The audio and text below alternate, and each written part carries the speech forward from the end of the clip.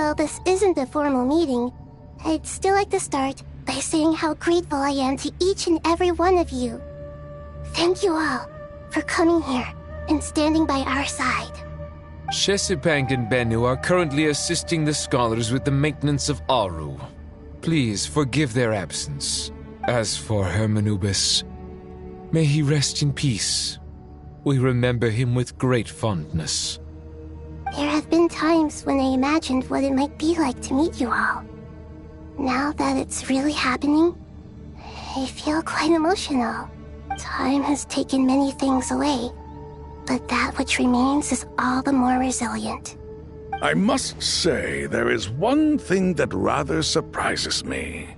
You appear to be in good spirits, Lesser Lord Kusanali.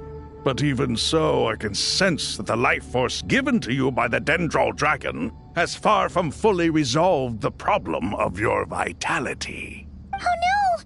So even a Pep's power didn't work? Don't worry, Paimon. It worked very well indeed. The issue is how closely I am tied to Irminsul. Until the problem with it is resolved, there is no way I can fully recover. Sumeru has undergone tremendous changes during your absence. When gods pass away, inevitably, people's faith in them grows weaker. You must have sensed it already. Your power is not what it once was. Regrettably, this is true. I too have grown weaker due to the effects of Irminsul. Right now, we're all in quite a sorry state. Then what do you suggest? We take all the help we can get. Sumeru is our shared home. You and I, gods and humans alike, we must unite all our strength in this moment. Though Al-Ahmar is no longer with us, the alliance between the three gods remains in force. Regardless, as subjects of our king, we have a responsibility to support Sumeru through this catastrophe. Not to mention that it was the people of Sumeru who released us from this prison of Aru. Times have changed, and the people of today possess greater wisdom than those of the past. You really know how to give a rousing speech, Koti. Now then, let us learn more about your plan. The brightest minds of the Sumeru Academia are busy opening and renovating Aru. They claim it has something to do with Irminsul? Correct. Irminsul has existed in Teyvat since the very beginning. But during the Age of the Dragons, it did not possess the significance it holds today. After the heavenly principles arrived, the power of the Light Realm was divided into elemental energy, and Irminsul was refashioned as a device that records and preserves all information. Since then, everything in this world has been inextricably linked to it. As the Dendro Archon, I have a duty to protect Irminsul. To Sumeru, it is both a national treasure and undeniably a major threat. Teyvat has seen many upheavals in the last few years. The most recent of these was a major crisis in Notcry, which forced Sumeru to be even more vigilant than usual. I made sure to monitor all the pathways through which an outsider could potentially transmit themselves into Irminsul. But despite my efforts, a major problem still arose within. I still believe that someone has actively invaded Irminsul.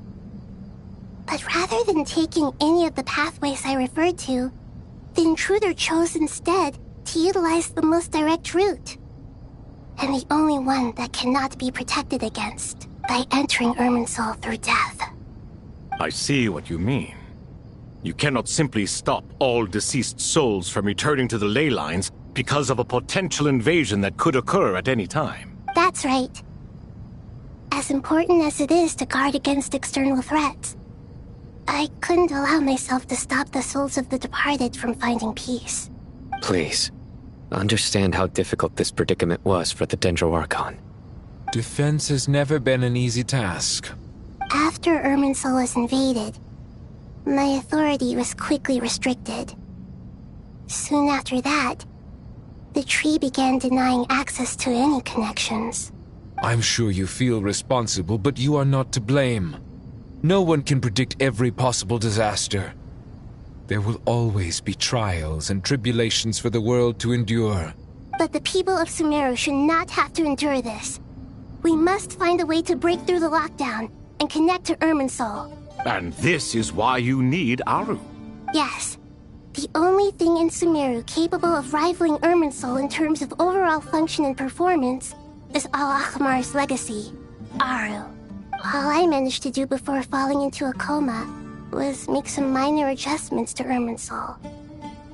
Using Aru is a last resort, and a move that comes with enormous risks. The scholar's initial plan was to borrow Aru's power to reboot the Akasha, then use the Akasha to connect to Irminsul and investigate. Unfortunately, Irminsul has suffered far greater damage than they first thought, rendering that plan futile. To rise to the challenge, we had to resort to more extreme and far costlier means.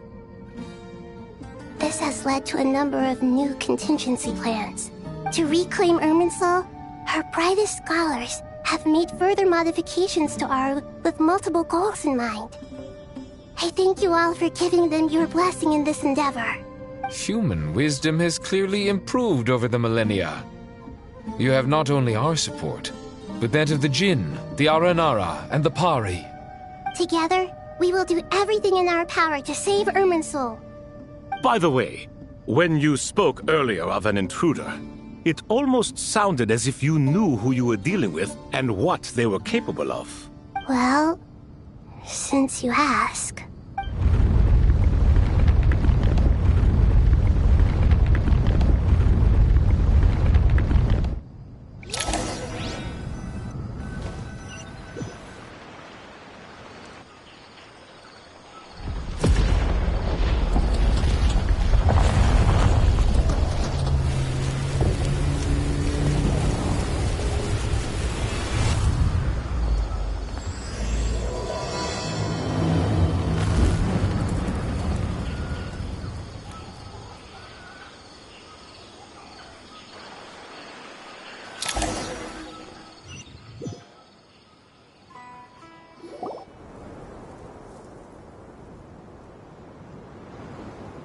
Master Tainari! What is that? Is this... Irminsul? How did this happen? What's going on inside? Luckily, we managed to evacuate everyone. What in the world was that? That was... terrifying!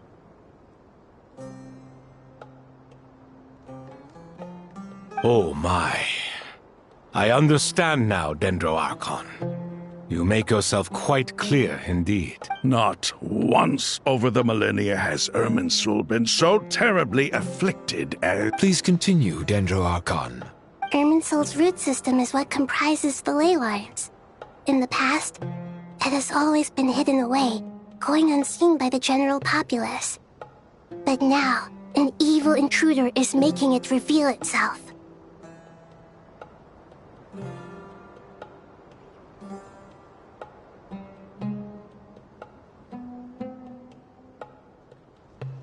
It has become a tree of unbridled greed.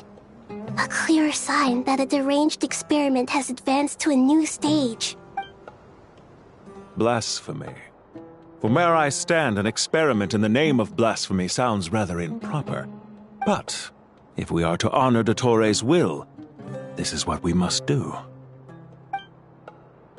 The birth of this tree proves to me beyond doubt that this incident is connected to him. But to explain the situation in full, there is someone I need to tell you about.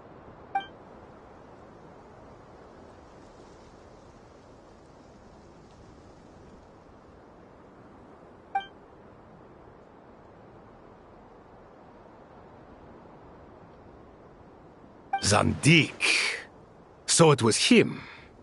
I saw him in the desert once. A man of supreme arrogance. So this is where it is. But didn't Dottori die and not cry? How is he still able to do all this?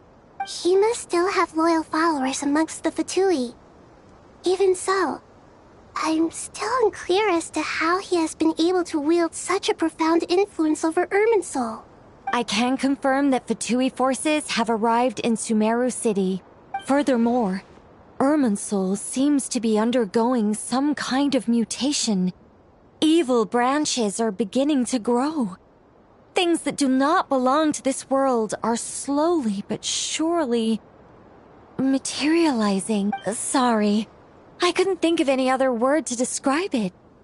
They don't seem to be fully formed physical entities yet, after all, but they are gradually becoming real. A baleful tree climbing up into the heavens. Speaking of Dottore, I have some information on that front as well.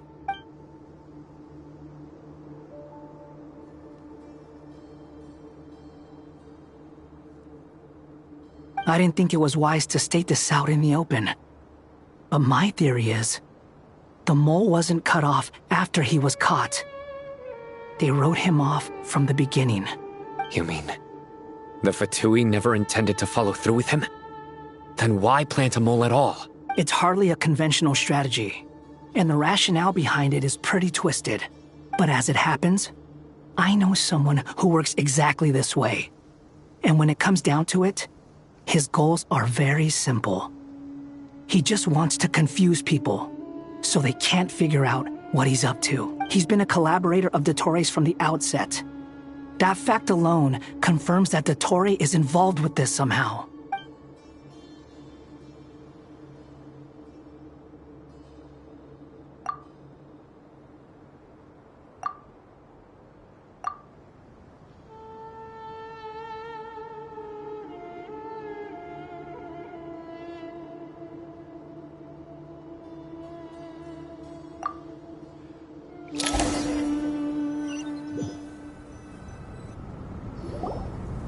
There is still much to be done. Everyone, please remember our core strategy. As per the discussions, the following groups must act immediately. Mr. Al-Haytham and Mr. Kave, the next phase of the Aru renovation project must begin right away. Godspeed to you both. We'll give it everything we've got. The plan looks feasible, but the implementation will require certain resources. General Mahamatra Sino and his team will help to procure the materials required for modifying... No problem. I've already spoken with Sethos and Hat Guy, and they've agreed to assist me. This kind of thing is best left to the fleet-footed, right? If it's efficiency you're after, we're the right people for the job. Following up on the elemental energy amplifier we discussed, Ms. Dory, I assume you're the one most familiar with the status of this project. Aside from the Dendro Archon, of course. Yep, that's right. Leave it to Lord Sangama Bay. Got it. Well, I'd like Madame Farazan, Kale, and Nicole to support Dory on the technical side. You can count on us. Will do. Rest assured, I'll take good care of Kale. Dia, Candace, and Nefer, you'll be in charge of negotiating between the various parties. I trust you remember our goal. You bet. Good. I believe that covers everything. Tainari will provide ad hoc support as needed if... Poor Tainari. Must be tough being Nephis' student. Getting bossed around all day. Hey, don't try and drive a wedge between us, you old rascal. All it says to me is that Master Nephis has faith in everyone's abilities. While I'm nominally here as backup, I doubt there will be many situations where my help is needed. Exactly. Finally, Traveler, you and I will head to the border between Sumeru and Natlan. Once that task is complete, I'll be asking some of you to accompany me to the Eternal Oasis. The Eternal Oasis? I thought that was just a legend. So it does exist. Regarding your trip to Natlan, under normal circumstances, a meeting between our two nations would be a far more formal affair. Unfortunately, Sumeru is all but completely cut off from the outside world at present, so regretfully, we won't be able to give the Pyro Archon Mawika the grand reception that she deserves. My apology. No point putting too much pressure on yourself. Right. Especially you, Dendro Archon. I'm sure you're still feeling quite weak. Don't worry about me. The Dendro Dragon's life force will sustain me. Plus, we'll be there every step of the way. Nahida will be just fine. Yes. I believe in myself. And I believe in every one of you. Well, time to get going.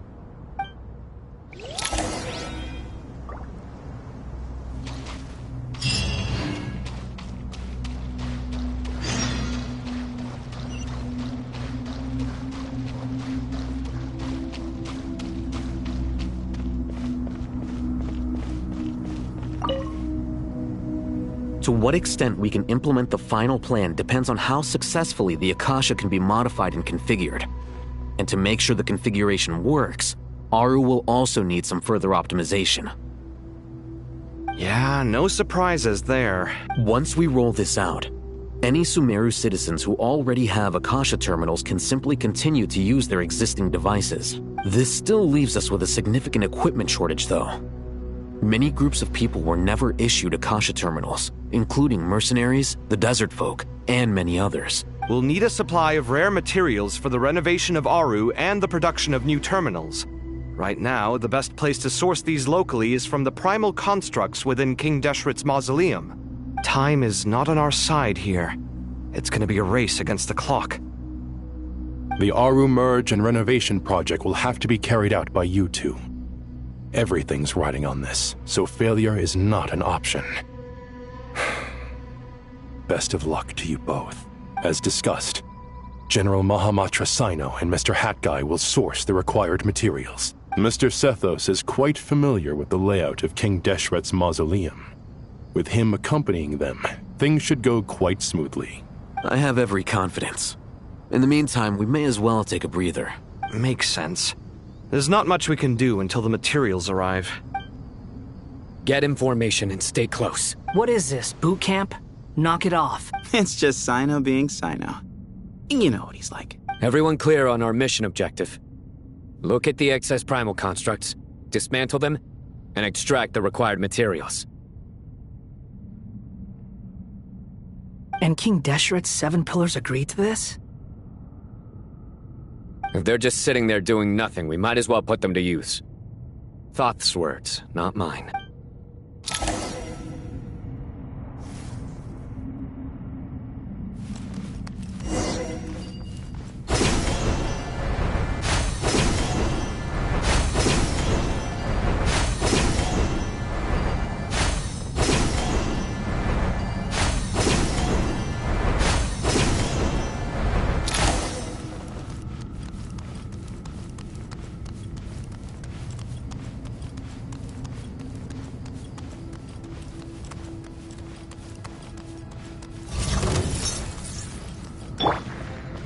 Fury. Sage's wisdom. Through me, justice is served. Your penance is due. You stand condemned.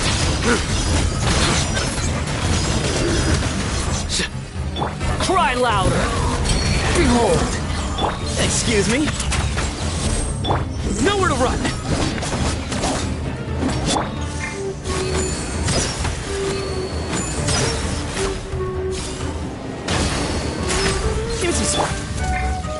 Swollen Fury.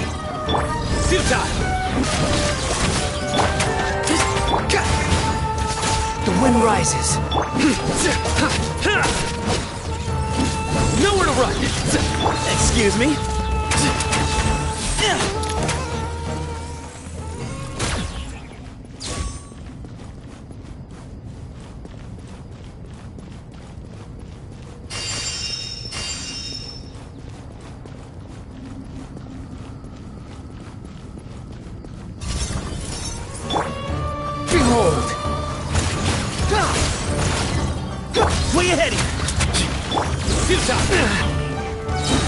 Judgment is upon you. Guilty! Empty space. Glory to Al Akbar!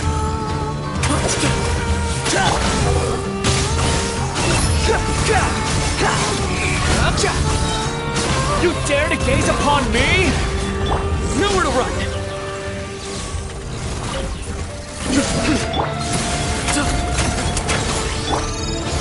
Surrender! I'm used to it.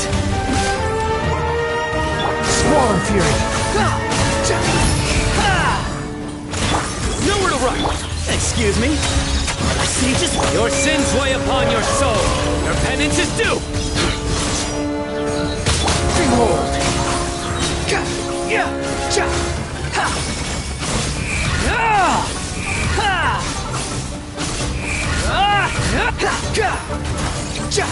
Wretched vermin!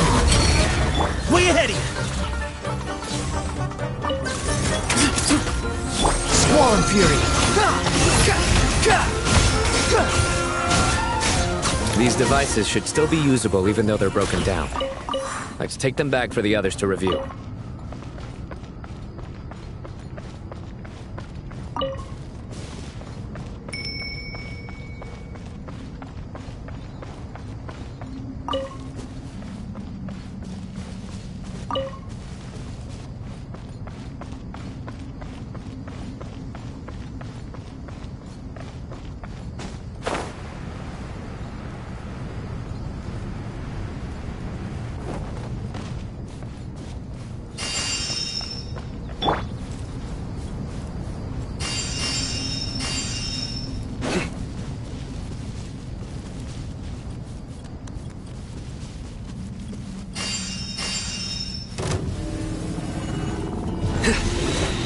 Behold!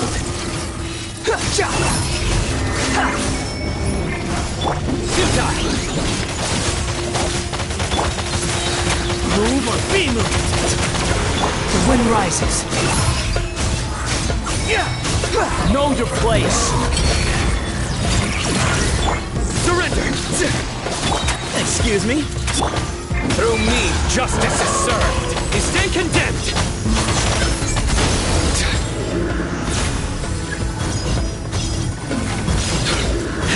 Move to Al-Akmar!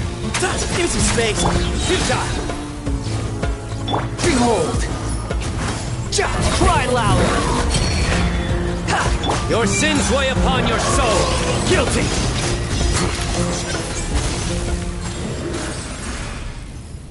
How many do we need again? Enough to make an Akasha terminal for everyone who doesn't own one. I remember you telling me how revolutionary these Akasha terminals were. You've used one before, right?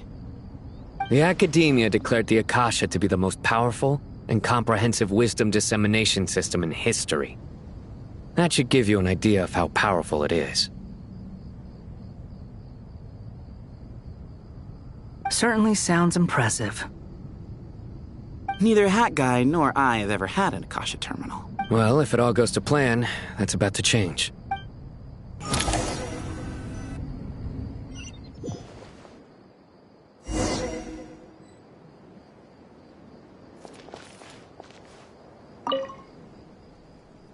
Oh, goody! Thank you so much for handling the delivery. What a long way it was. You've really outdone yourselves. I'm well aware what a bumpy, dangerous journey it must have been. Now, I would have loved to oversee the process myself, but of course, those of us who know the plan can't leave the mausoleum.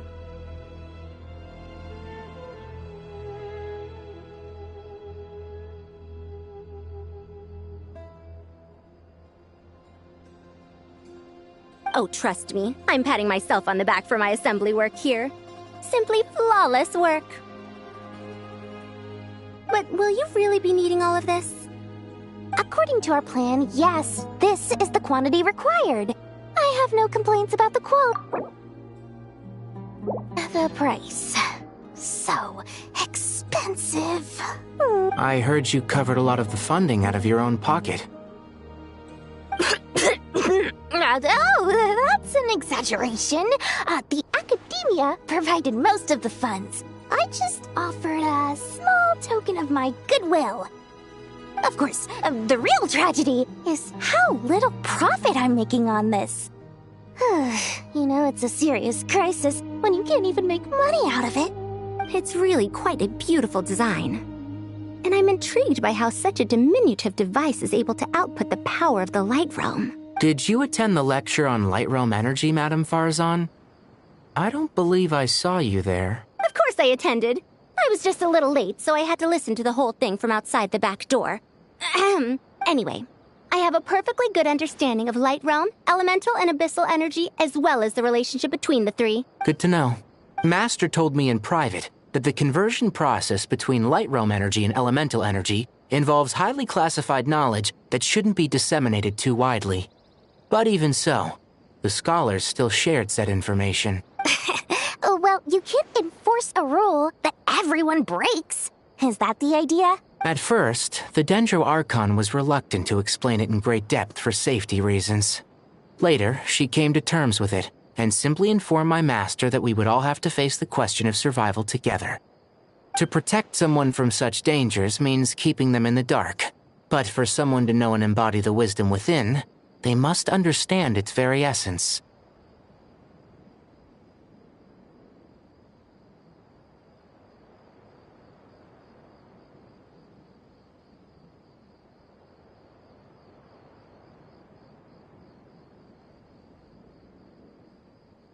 It's an information hazard.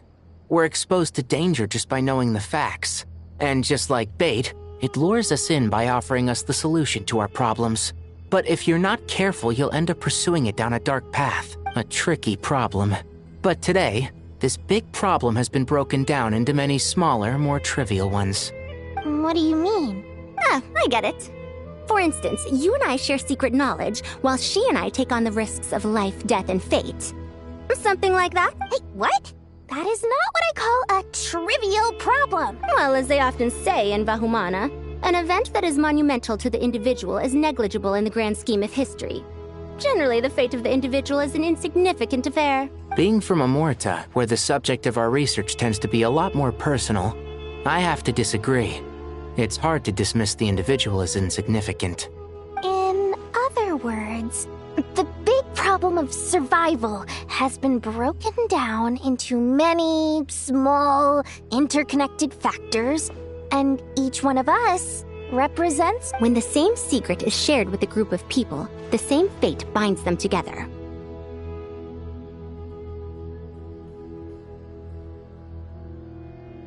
Most people would find this unimaginable, but to us scholars, this is the path that has always beckoned to us.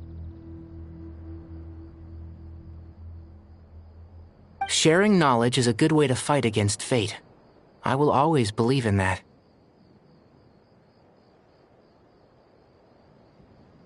All right. I think that's everything. Thanks a lot. But don't go anywhere just yet. I'll still be needing you to calibrate the equipment.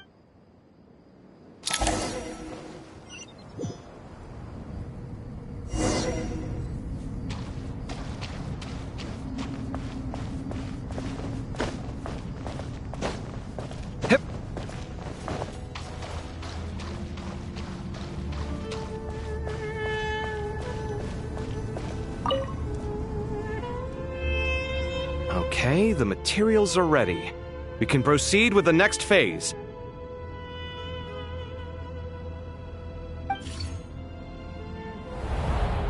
Alhaitham, how are you getting along? Most of the information in Aru is written in ancient desert scripts. Some of this is written in a tribal language, while other parts seem to be a variant of an Oasis script, based on the glyph forms.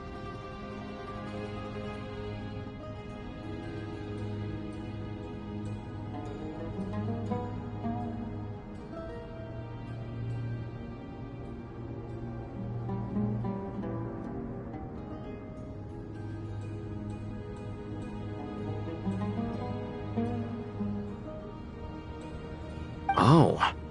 Not lost to history, I hope. Some are.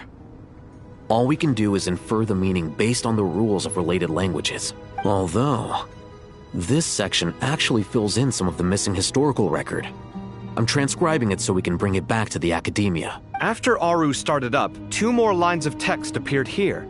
Can you read them? Humans may not read what is written by the gods, except by not reading. Victory should not be easy to attain, for it symbolizes divine wisdom. Knowledge must not waver, for it has external borders. Is this a clue to solving a puzzle? Or is it being symbolic? You can't read it unless you don't read it. Victory is wisdom. Knowledge is confined by borders. Wait, I think I've got it. It's a metaphor, isn't it? A chessboard.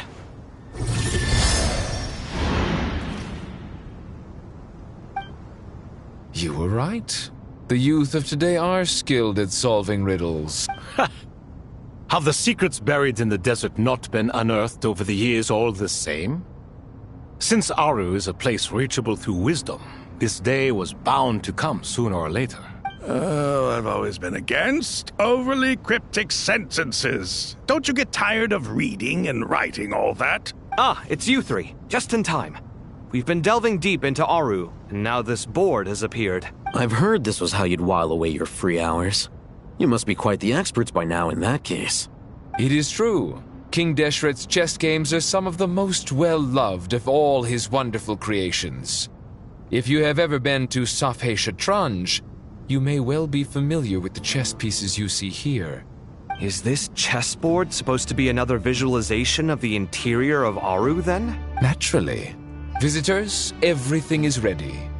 Only by completing the challenge on the board in accordance with the rules will you be permitted to overwrite Aru. 1 second. It's not dangerous, is it? Dangerous? Why, yes, of course. I should be the one to go, then.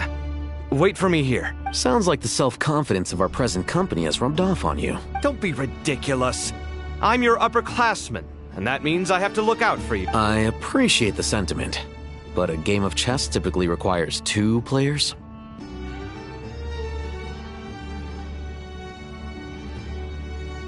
Besides, I'm sure they won't let things get out of hand.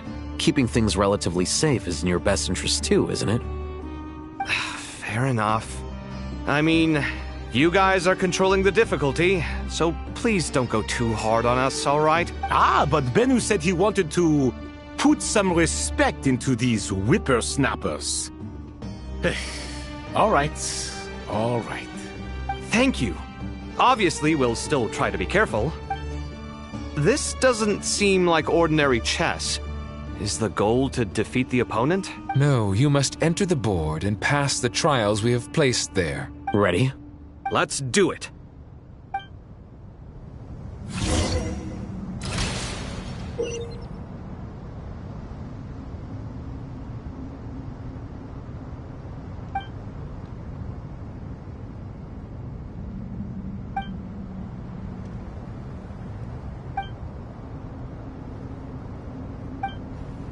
The first trial is posed by me.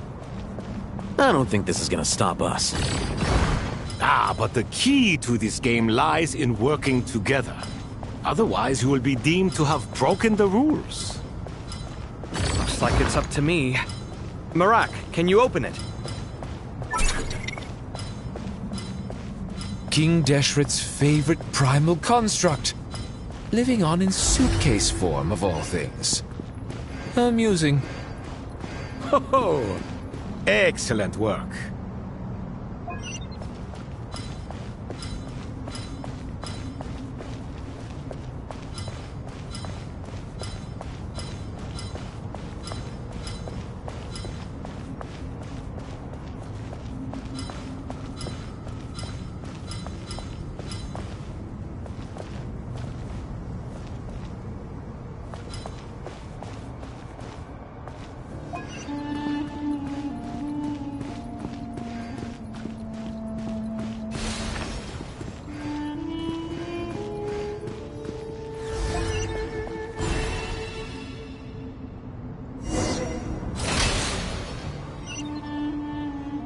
Now is the time for my trial. Now, don't be nervous. I'll make it nice and easy for you. Really? Thanks in advance. We appreciate it.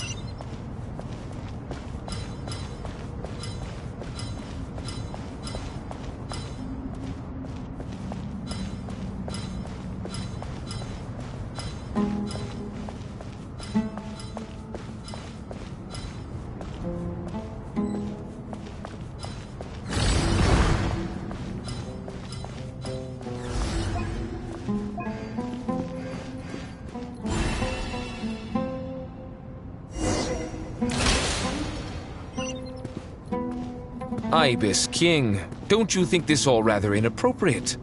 You may as well be handing them victory on a silver platter. Do not expect me to follow your lead. Ha! Suit yourself.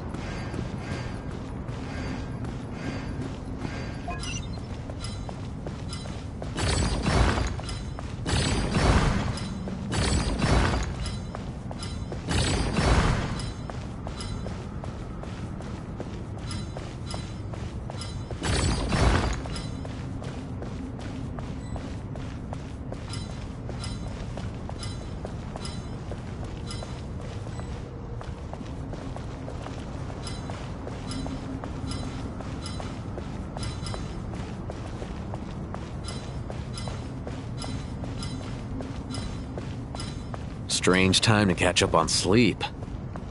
I'm not sleeping, I'm thinking! It's not that simple, you know.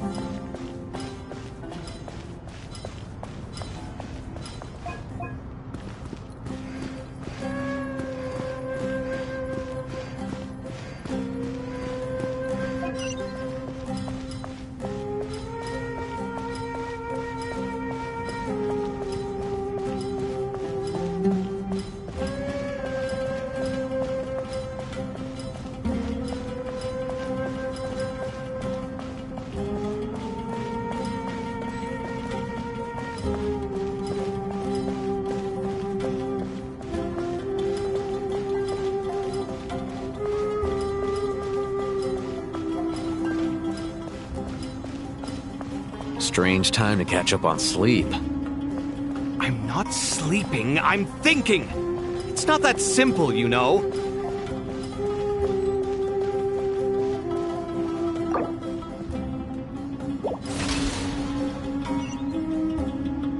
Ibis King, don't you think this all rather inappropriate? You may as well be handing them victory on a silver platter. Do not expect me to follow your lead. Ha! Suit yourself.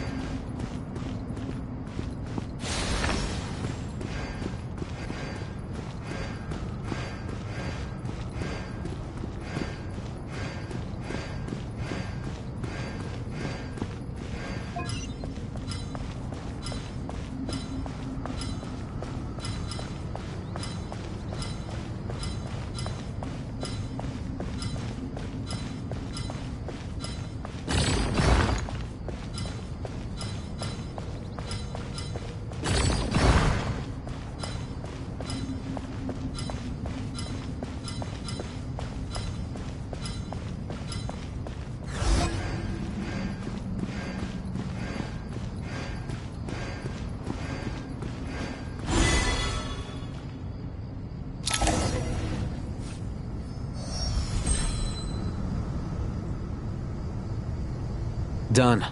Finally. It's over. But seriously, that was incredible.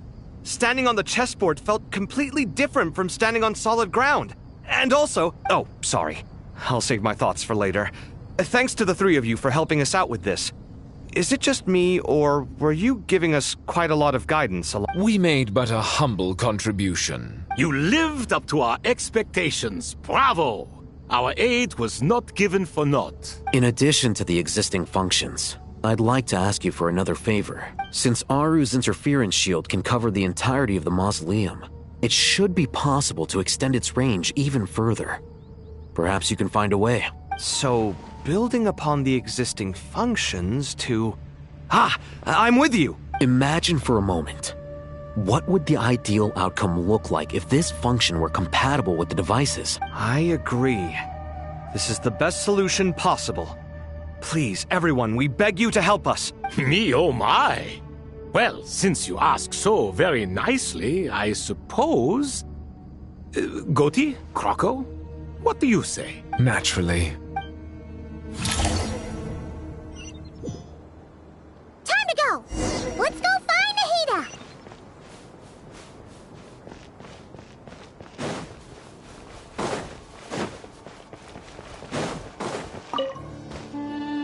There you are. Miss Nicole truly is an angel. She shows great wisdom in guiding others, and she has already sent word to Natlan on our behalf. She said that while the other members of the Hexen Circle are busy with important work, she is quite free, and she's more than willing to accompany the people of Sumeru for the entire journey. Oh, there's Nicole, all right. Always super patient and loves to help everyone out. She's the best. She is. So kind and enthusiastic. Well, time for us to get going. Let's head out.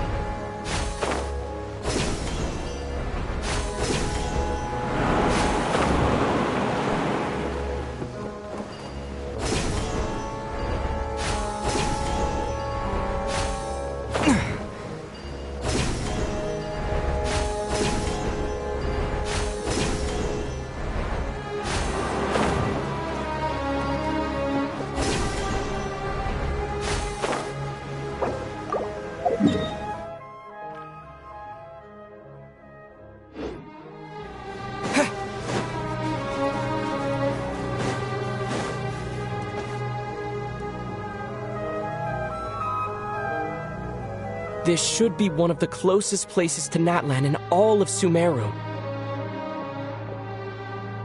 There's the barrier Nicole and Nefer mentioned. It completely cuts this nation off from the others. But why? Why separate you from the rest of the world now, specifically? And if I'm not mistaken, Irminsul was polluted once before, wasn't it?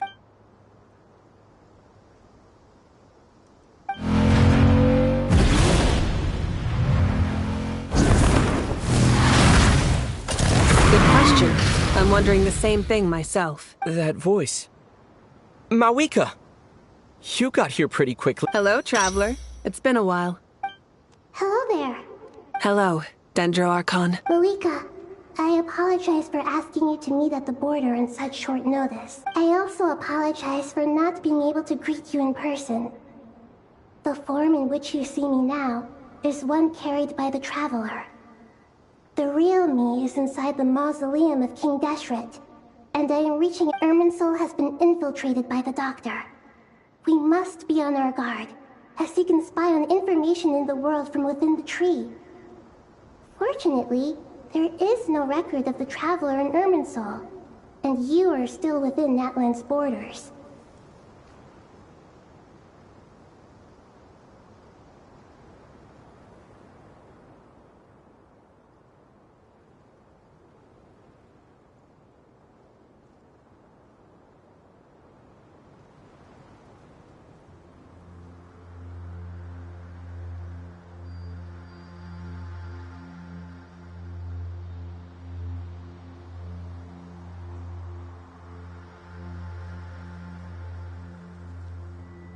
My records will be preserved in the Night Kingdom, rather than the ley lines. As long as the Night Kingdom remains disconnected from the ley line cycle, the Doctor has no way of knowing my movements. Exactly.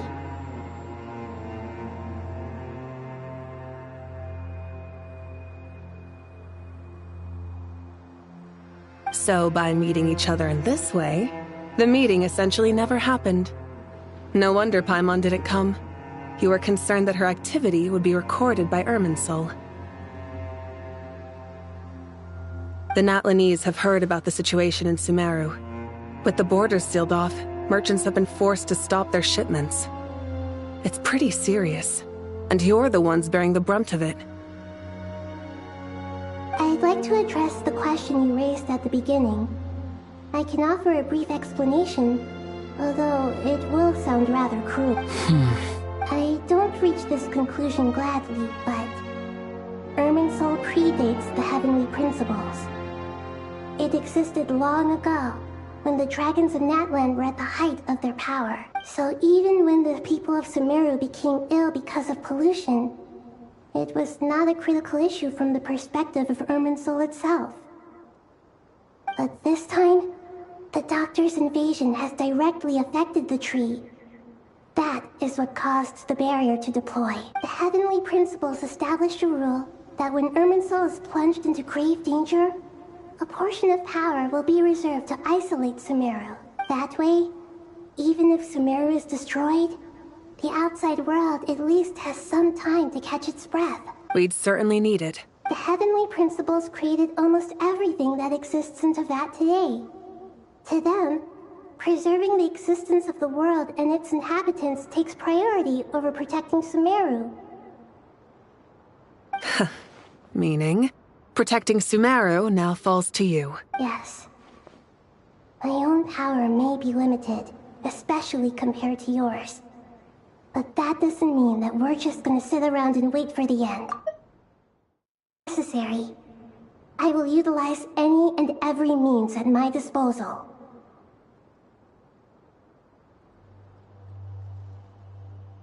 Nicole of the Hexen Circle didn't say exactly what this meeting was about. But after hearing everything you've said so far, I think I can guess where this is going.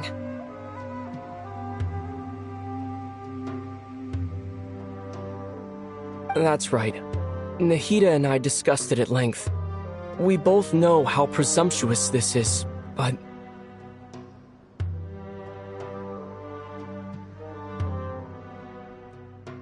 You need the Pyrognosis, don't you? Yes. You guessed correctly. Originally, I only intended to borrow it, but the situation is far graver than I foresaw. So instead, what I ask of you is to please give the Pyrognosis to Sumeru. Why do you sound so nervous? There's no need to be shy. Surely a gnosis is pretty important to a god.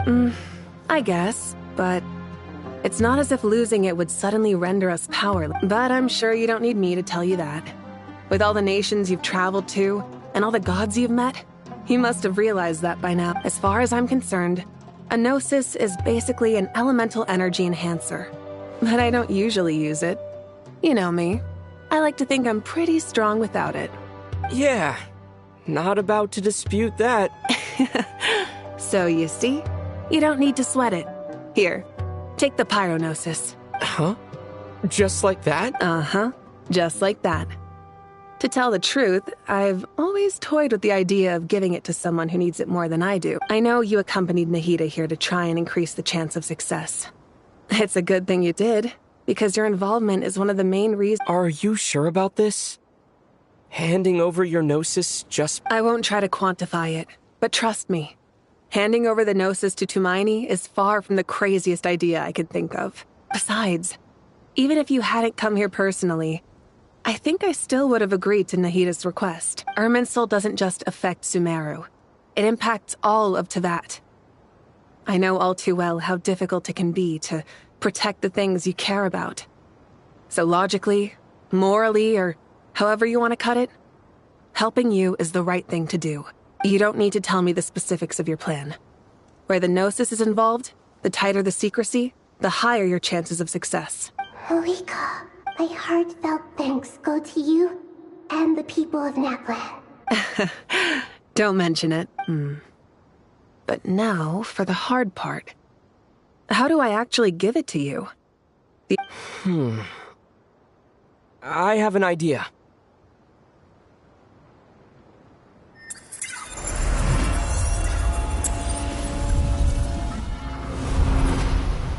Just as I thought. Incredible. Just made a lucky guess. This seems to happen quite a lot. Things that apply to everyone else don't seem to apply to me. I figured the same might be true here.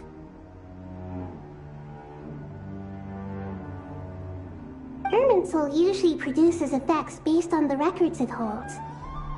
Since the Traveler is a Descender, Irminsul contains no records of him, and thus has no way to impede him. Is that right?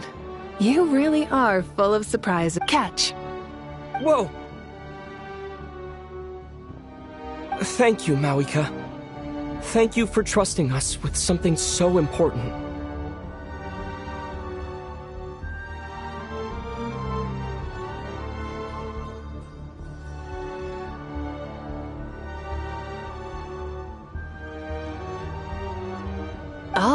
All right. No need to get so formal. It's not like we're strangers. Besides, there's still one problem. You might be able to pass through the barrier, but I don't know about the Gnosis. Any other surprises for us? I have the Pyrognosis in my hand. It feels strangely ordinary. Not particularly heavy, and yet this tiny thing symbolizes the mighty authority of a god. I need to think hard about my memories of Pyro. My memories of journeying through Natlan. All those important experiences I've had. The Gnosis disappeared. I'm fine. The Pyrognosis disappeared into my body. Maybe it resonates with you because you've mastered the power of phlogiston. You might not be recorded in the ley lines, but you're still our Tumaini. Whew.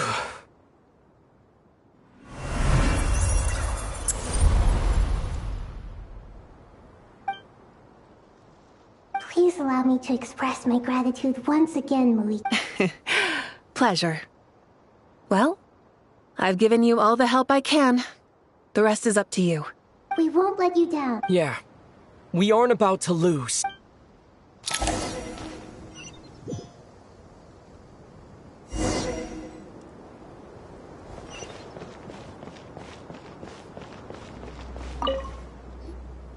Traveler, Paimon, how are you feeling? Paimon's a teensy bit nervous, but only a teeny tiny bit. Seems like she's gotten way braver over the last few years, huh? Of course. After all the adventures you've had with the Traveler, I'm sure you've gained a lot of experience and grown as a person. I'm doing all right. What about you, Nahida? How are you holding up? With the negative effects of Irminsul, I'm a bit like a piece of fruit that's been burrowed into by hungry insects and left to rot. I'd be lying if I said it was nothing. But please don't worry. We all know what we're getting into, and we've prepared as well as we can. I believe in everyone. I believe in you. And I believe in myself. Stoking the fire inside oneself is certainly one way to live, but knowing when to rely on one's companions is also a form of great wisdom. I've been quietly learning little things from everyone, like plucking tufts of fur from a sumpter beast. Me too. With the constant traveling, I'm always learning and growing. That's the journey of life. I think there's someone else here who would share that sentiment. Don't worry about what I think. I was just passing by and happened to overhear your conversation. What are you talking about, Hat Guy? This is the top floor. No one passes by the top floor. Says who? You can fly just like I can. I would have thought it makes sense to you of all people. I don't know why, but I feel a little more relaxed now. It shows that you feel comfortable laying down your burdens in our presence. It means that Sumeru is a place you can trust, where you know we feel exactly the same way around you. That's what it means to be friends.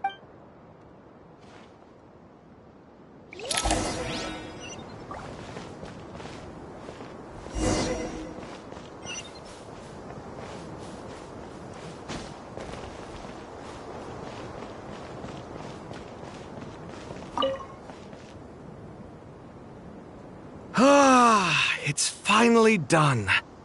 Ugh, but I have a nagging feeling that there's something I've forgotten. Oh, there you are. Everything wrapped up on your end? Okay, fair enough. That was a pointless question. We were working in tandem, after all. You must really be exhausted. Well, it's been a busy day for both of us.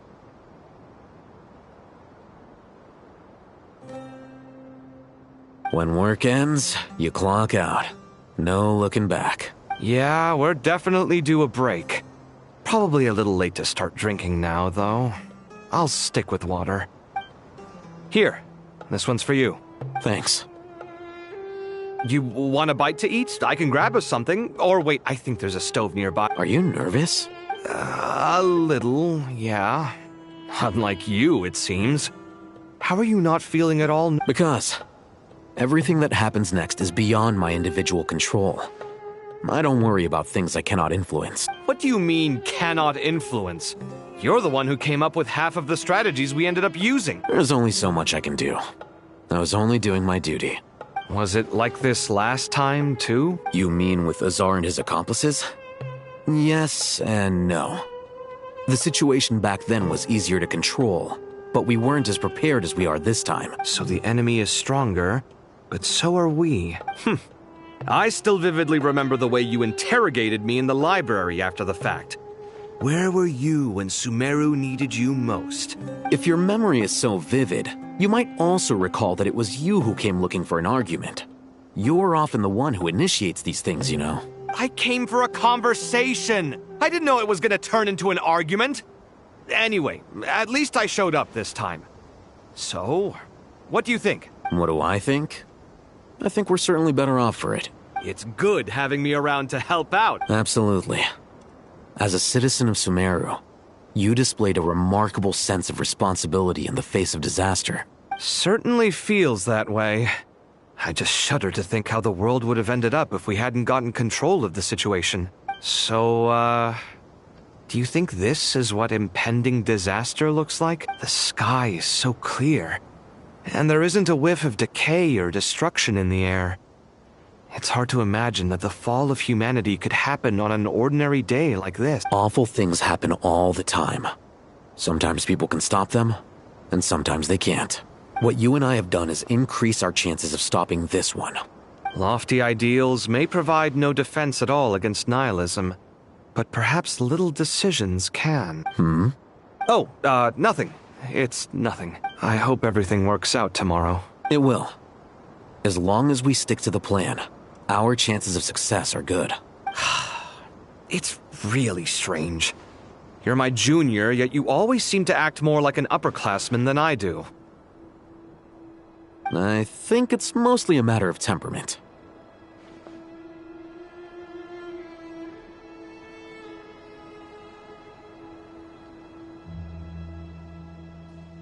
Ugh. Walked right into that one, didn't I?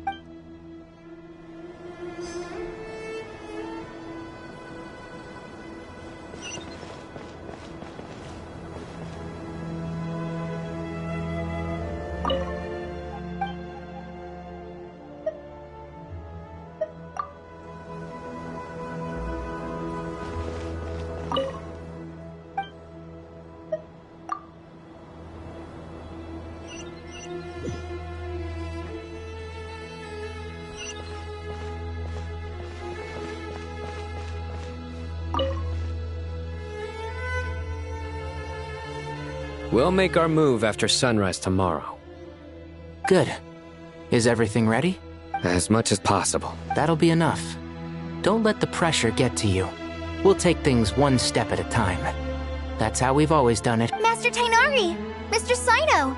So this is where you were. I brought some juice and some water. I know how easily you get dehydrated in the desert, so you should definitely have some water. In which case, I'll have the juice. I gotta ask, though.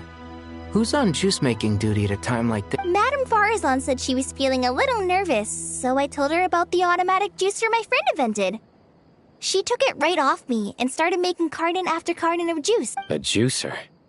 Did Sucrose send that? Yeah.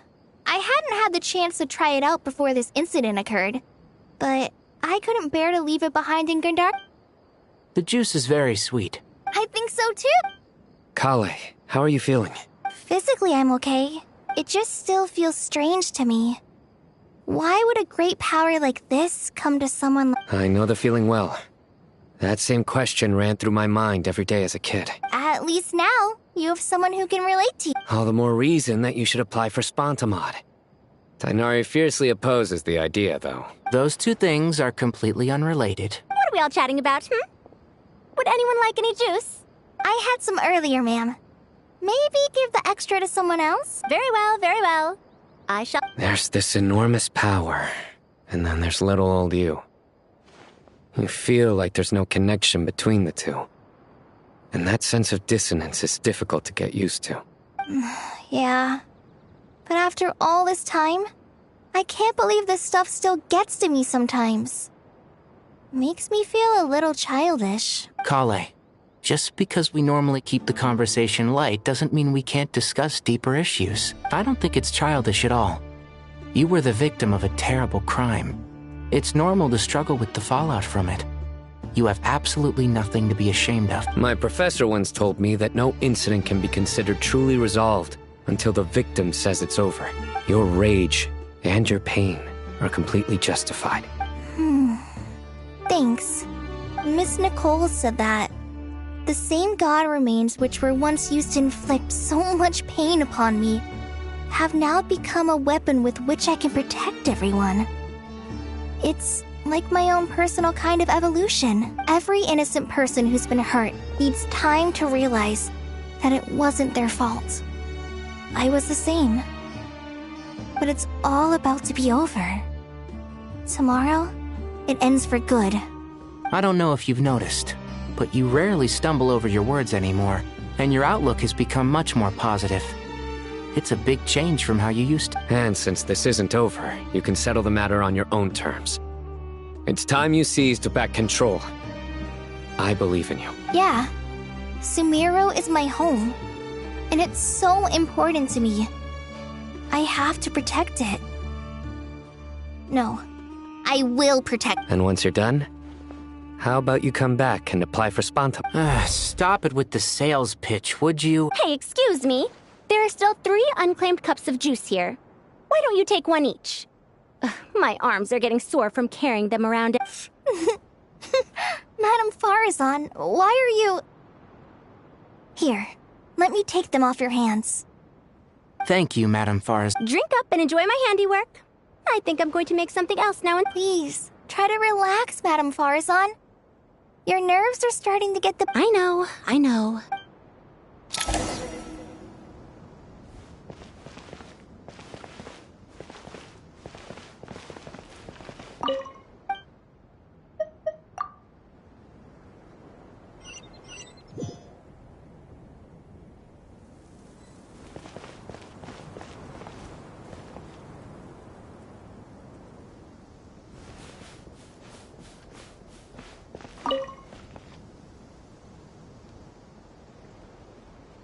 Something on your mind, Miss Nefer? Nothing in particular. It's just... right now, the future feels strange and unfamiliar. But the future has not yet arrived. How can you say how it feels? Some people know that there's an impending disaster. Others remain blissfully unaware. Each group is imagining an entirely different future while walking towards the same one. But when they get there, they'll still find they feel differently about it. People are shaped by their circumstances. Different circumstances create people with different perspectives. I've always found the perspective of the Vahumana Darshan to be a particularly incisive one. Even at the height of the crisis in Nodcry, people held diverging opinions. But things are different this time. Indeed. Regardless of faith, gender, wealth, skin color, or eye color, everyone in Sumeru knows what will happen tomorrow. The world has never been an especially fair place. Yet now, against all odds, a moment of unprecedented unity and equality is about to take place. It's fascinating. If only my father could have lived to see the era. To me, that term represents a much greater span of time. It can be an unsettling word. I would even say I'm afraid of it. Do angels even feel fear? Yes, at least I do. I fear the gap that grows wider with each passing day. Time renders all memories insignificant and reduces all splendor to nothing. But those memories are the one thing I do not want to lose. You're very human in that regard. If angels draw too close to humanity, our wings burn away in the bright flame of awareness, and we fall to the earth. After spending so long among humans, I have lost much of my former glory. Maybe that's a good thing. You're more human than some humans are. I've been talking to Kale a lot in recent days. We seem to be in completely opposite situations. I suppose that makes us good case studies for— Case studies for who? Myself, I suppose. After comparing the two of us, I suddenly discovered that I desired more than before. It was a gentle, pleasant sensation. Just as most people pursue glory and miracles, I too am pursuing miracles of my own, guiding humans to make the miracles in their hearts a reality. That is my miracle. It doesn't sound so bad, does it?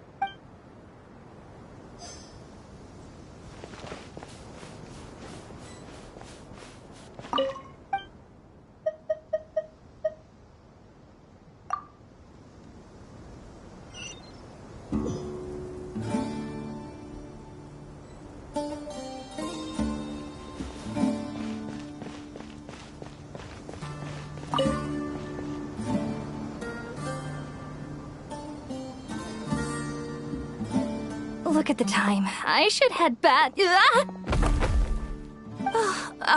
I'm so sorry. I was in a hurry and didn't look where I was.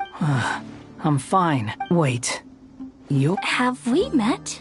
Not exactly. I think we may have crossed paths by the house of Dana. Oh. You're Hat Guy from Vahuman? You recognize me? The clue's in the name. Mr. Hat Guy. Fair point. It's getting pretty late. What's keeping you up? I could ask you the same question.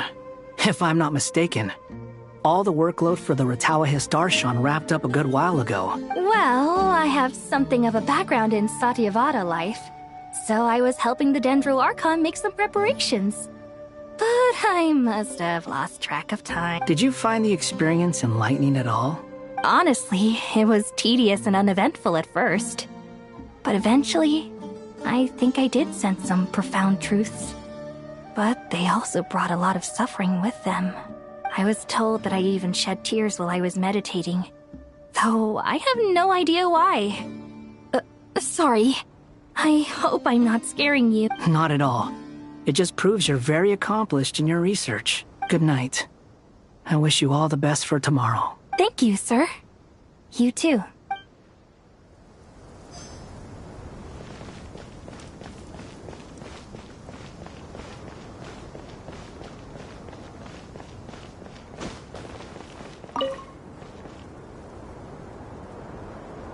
Too bad we've got a fight tomorrow. I could really do with a stiff drink. Let us pray instead.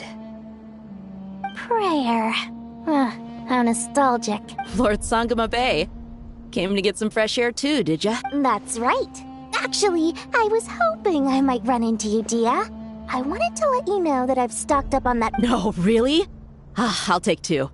Any— I knew you'd ask that. Surprise! It's free of charge. That's very generous of you, Lord Sangama Bay. Does this mean you've made a fortune and not— Nope. Turns out, it's not that easy to turn a profit there. I even ran some assorted losses. But anyway, that has nothing to do with why I wanted to give you and Dia a small gift. Remember that merchant caravan you two rescued in the desert last month? That was transporting my goods! No way! I had no idea that was your shipment. Explains the, eclectic mix of goods, though. Lord Sangama Bay's investment in the desert and generous stockpiling of goods has helped many people over the years. The shelters you funded especially have made life a little easier for the children and the elderly. Wait, how did you know about that? Oh, I see. Nefer told you, didn't she? Ugh, that pesky lady. Aren't intel brokers at least supposed to charge for divulging people's secrets? She and Candace go way back. It's normal for close friends to share things you wouldn't tell to everyone else. Sure, but why did they have to be things about me? That's how Nefer shows that she cares. She wishes for all of us to know what a generous person you truly are. It must be hard trying to make a living far away from home. Just because we can tell what kind of person you are doesn't mean everyone else can. Well, maybe her intentions were partly good, but I don't think that's the full story. I'm sure she enjoyed knowing how much it would annoy me. I'm telling you, Nefer's got a mean streak. Definitely with you on that. Does praying help you stay calm? Defending one's home is a just cause. My heart is filled with a mix of anger and hope. Anger. You know, being able to get angry is a good thing. It shows that you're in touch with the real world, and that you have the passion to pursue something you believe in. Oh, my lady? What are you doing out here? Just taking a walk to clear my head. And look where I ended up. Were you praying just— Yes, Miss Dunyarzad. Would you like to join us? Come on, it's fine. She won't mind who you pray to. Oh, then sure. I remember you, Miss Dunyarzad. You visited my shop before. If I recall correctly, the god you worship is the Dendro— That's right. She is such a gentle and kind god. But to me, she is more than just a god I worship. I see her more as a friend. And so do many others. She's not some almighty god who reigns on high, but a genuine friend. Agreed. She's a wise teacher and a good friend. I spoke with several people during the evacuation. Everyone's aware that tomorrow's battle is one that ordinary people can join too. A battle to fight for our friends and our home. Oh, it makes me glad. I can finally do something for those who protect— You've grown so much since we first met. Oh, a compliment? Ooh, more please. My lady, you've always been a remarkably strong and ambitious person. It's indisputable. And that's not just a compliment. It's a statement of fact. What are you praying for? Our beliefs may not be entirely the same, but we both wish for this. I pray that everyone will rise to the challenges ahead and returns. I pray for the safe return of all my companions.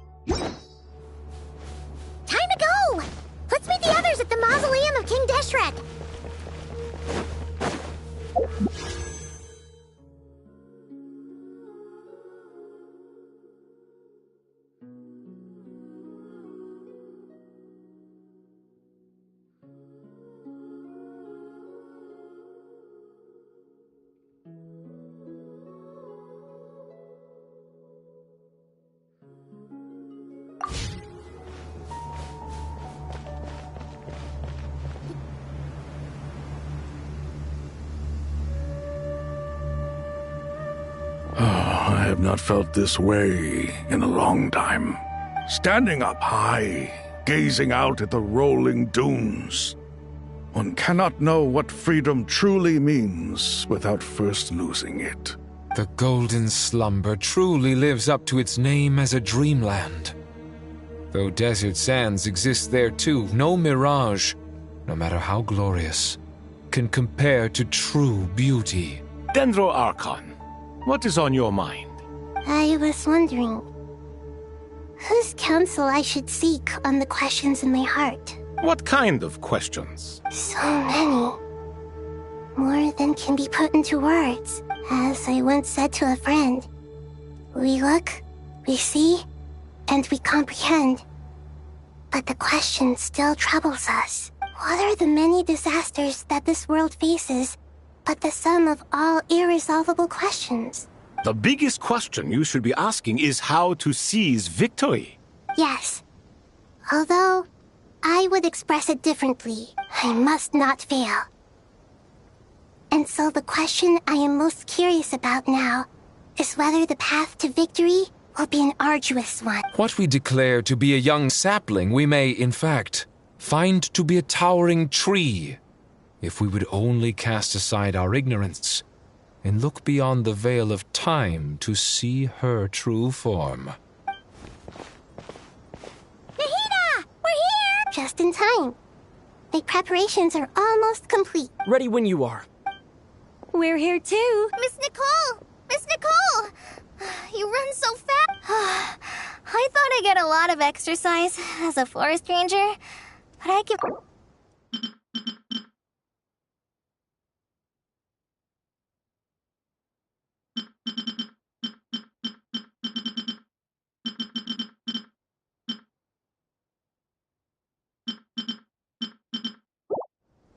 Sorry, I got a little carried away. Lesser Lord Kusanali, the equipment is ready, and the modifications to Aru are all complete. As discussed during our meeting, Accessing Irminsul via the Akasha is no longer feasible at this stage.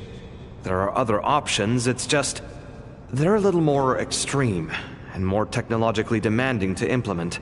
Maybe you should take it from here. The architecture and functionality of the Akasha terminals overlap considerably with Aru. There is reasonable evidence to suggest that one was developed based on the other, or that they both utilize technology of the same origin. As long as the transplant and merge operation succeeds, Aru should theoretically work on a scale greater than the Akasha and approximately equal to Irminsul. It will become the largest active computing device in all of Teyvat. A system this powerful is capable of a lot of different things. In the past, the Akasha was primarily used for one-way information transmission, but I suspect it could also serve as a central bridging hub. In the pursuit of greater knowledge, some scholars have attempted to connect their consciousness to Irminsul through the use of terminals, incense, and meditation. Correct. In academic language, scholars who reach that stage are said to have entered Satyavata life. Hypatia has performed this practice many times in the past, and she was once under my care for a period of time. Right. And this at least proves that there is a zone within Irminsul that can be connected to. That's right. Providing wisdom to the people is one of the very reasons for Irminsul's existence. I think I understand where you're going. Please, continue. In that case, I'll skip to the conclusion then. We need to further modify Aru, merge it with the Akasha, manufacture terminals, and distribute them to every single person we can reach. Every person? Even the desert folk? Yes, everyone. I've already calculated the amount of raw materials we need. So you mean we're going to get new Akasha terminals? Yes, but this time the people of Sumeru won't be using them to acquire knowledge, just to connect to Irminsul.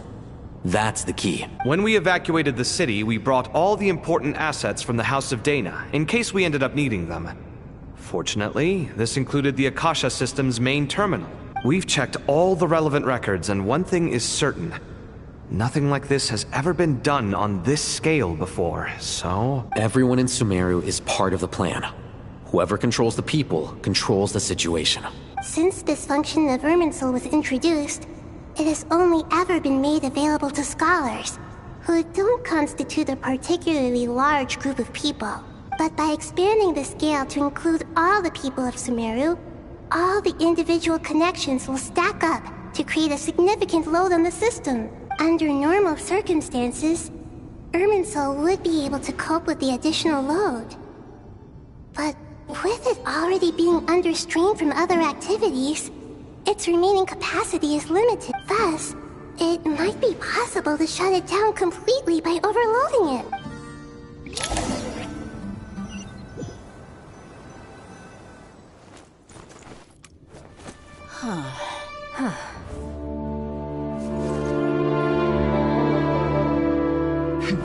Counting down. 3, 2, 1. Are you ready? Ready!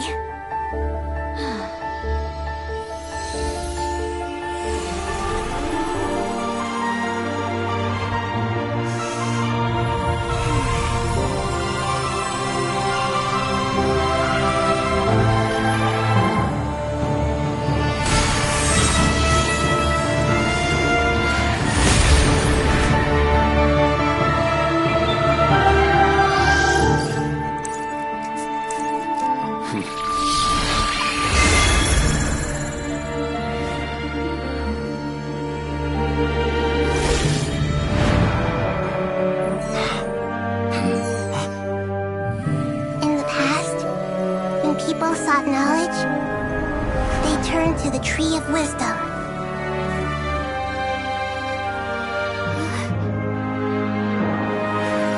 Today, we use it to save Sumeru and the whole world. These boughs that nurtured learning must not become tools for destroying the world.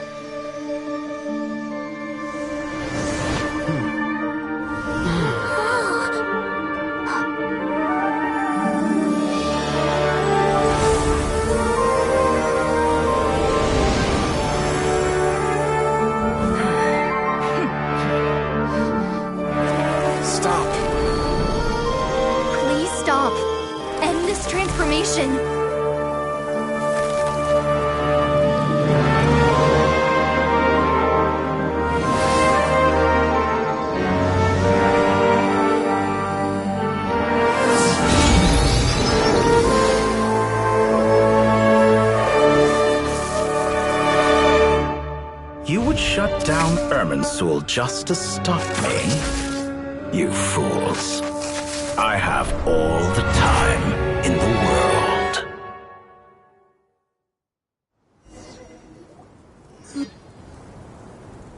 Success! The evil Irminsul tree is still growing! Great! What a display of true courage! The courage to think, and the courage to act. I never thought I would witness the shutdown of Irminsul with my own eyes. Perhaps this is human wisdom? Indeed, only humans could do such a thing. What was once created for spreading knowledge is now used for another purpose. A rather ingenious plan. I am grateful to you three for your help. Only thanks to you were we able to extend Aru's interference capabilities to cover all terminals. Now, nobody who wears a terminal will have their activity accurately tracked by Irminsul. No matter how many eyes Dottore possesses, he will not be able to see us. Now for the next step. I will need the help of your supreme powers once. How might we be of service, Lord of Dendro? I need to reach the Eternal Oasis immediately. Right now? In that case, Ibis King, would you agree that this is a fine opportunity to dust off our old tricks? Never. I assume you have that chess set with you? You mean the one you gave to me as a gift? Asking for it back, are you? How could I? You misjudge me. I just wanted to show you another way you can use it. Connect to Safei Shatranj. Safei Shatranj? You mean that place in the desert? Thoth's chess set gains its power from the chessboard laid out in the desert by King Deshret and ourselves. All ceremonies conducted using the chess set must be activated via Safei Shatranj. In other words, the chess set is an extension of the chessboard. In the past, moving a chess piece was a sacred and momentous act. Transfer initiated. Entering live combat mode.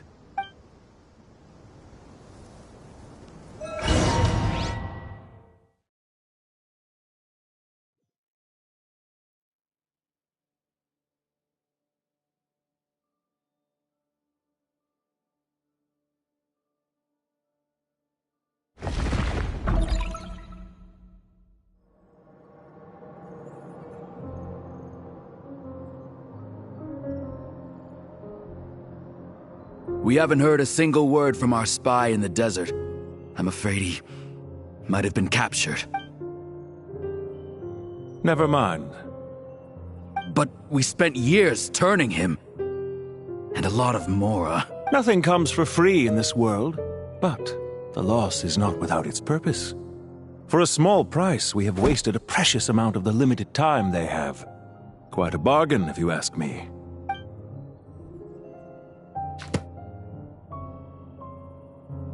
Understood. Weighing profit against loss is a necessary part of life. But to tell the truth, I have been operating at a loss since this all began. Since many centuries ago, in fact. For instance, why would a banker act as the executor of a will? If you hadn't deposited your personal belongings at Northland Bank, I would have no reason to be here right now.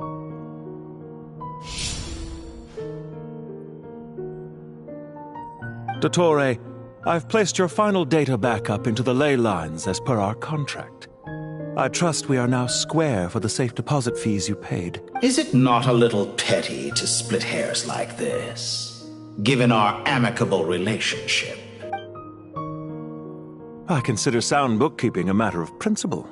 Do not forget that you only live to see this day thanks to me.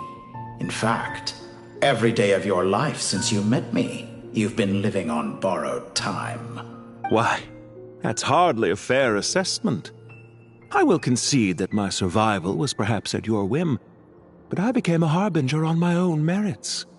Managing money is not like other professions. Mine is not a role I could have acquired based on your recommendation alone, and certainly not one I could have lasted so long in without genuine ability.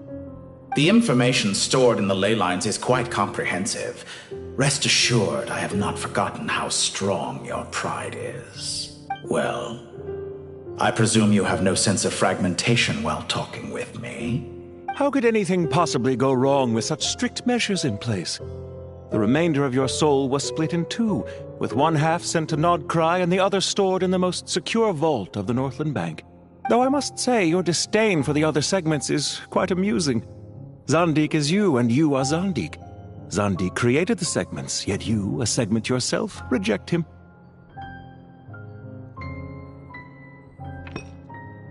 That is, Zandik, created segments of various ages in his later years. To achieve this, he had to freeze time and part with a portion of his soul. But as constructive as it sounds, it erases my uniqueness. If each segment is equally me, then by the same token, none of them are truly me. A soul living forever in the past inevitably holds different views than he did in his later years. The same thing that completes me also restricts me. You too might ask yourself which stage of your life you want to be preserved at. The day your business failed? Or the day you were framed by a gang and sold off to a medical lab as a test subject? We needn't dredge up the past. This undesirable plan was eventually scrapped. Lesser Lord Kusanali was quite right. I needed an opportunity to eliminate myself. And after that, I concluded that there was no more effective plan than directly splitting the soul. Once the soul is transferred out, you will find that creating a physical body is far simpler than creating a puppet. The other half of your soul suffered a crushing defeat in Nodcry, you know. And yet in the process, I obtained the information I always wanted, did I not? Because now we finally know where the best testing ground truly lies. I once thought your ultimate goal was to ascend to godhood, but as it turns out, that was merely one of your experiments. Experiments take many forms. Most people are too eager for success, too fixated on the end goal. They forget that the experimental process itself is just as important. A suspiciously vacant seat, a new face. I trust you can put two and two together.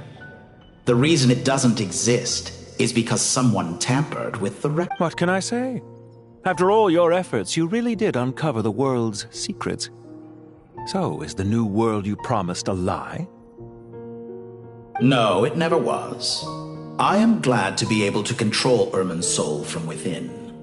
Now I shall attempt to create a new world inside the existing one. Almost everyone faces the prospect of death, but not a single person has ever been able to experiment unrestrained in the afterlife through sheer force of will. I am the only one to have overcome this enormous challenge. Would I not be letting the world down if I didn't make the most of the opportunity to experiment? Clearly, the dividing of your soul did not affect the magnitude of your ego. Out of all the versions of you that have ever existed, this you is the most insane and the most radical. Is that why you chose to work with me? Which was it then? My insanity? Or my radicalism? Could I call myself a venture capitalist without a suitably ambitious plan to invest in? Yours happened to fit the bill quite perfectly. Well then, I must say, while I am surprised enough that you showed up at all, what surprises me more is that you chose to present yourself as my former subordinate, and not as the banker Pantalone. Why make things harder than they need to be? Exposing my true identity in a situation like this would only serve to destroy diplomatic relations between Snezhnaya and Sumeru. I daren't imagine the consequences. Showing up in the name of the original antagonist gives you the recognition you rightly deserve, while also being sensitive to Snezhnaya's predicament. It was an easy win. As for why I'm here, if you're suggesting that your credit is in the negative, I won't argue with that. Many people say that about you. I'd argue that a significant factor in your willingness to cooperate is the fact that you have but a few years of life left after my death. Living and dying together has a way of binding two parties together rather closely.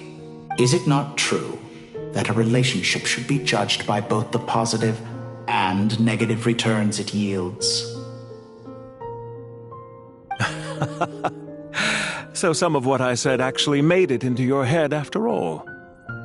It's true that I hope you don't die too soon, but don't you find that a strange thing for me to say? After all, you've already had quite a long life, especially for a human being. Let's not pretend that you're any more innocent than I am. Are we not the same in this regard? We both despise the existing laws of this world, and neither of us enjoy being under anyone else's control. Is it really so greedy to want the world to operate by a new set of rules? Of course not, my dear friend. And as I've said before, mutual interest is the foundation for the most reliable of relationships. You can attest to that. I just hope there never comes a day when I have to work too hard to prove that. Regrader, sir. People have been spotted approaching Sumeru City. How strange. Despite your access to Irminsol's data, it appears the soldiers noticed before you did. They must have found a work. Well, Dottore, I trust you know what this means. The fact is... They're coming. They'll breach the city gates any moment now. But even so, I would say Irminsol is a wonderfully convenient thing on the whole. If you do manage to create a new world, perhaps you could plant one outside my... I'll consider it. What do you need me to do? Stall them? The experiment will take time.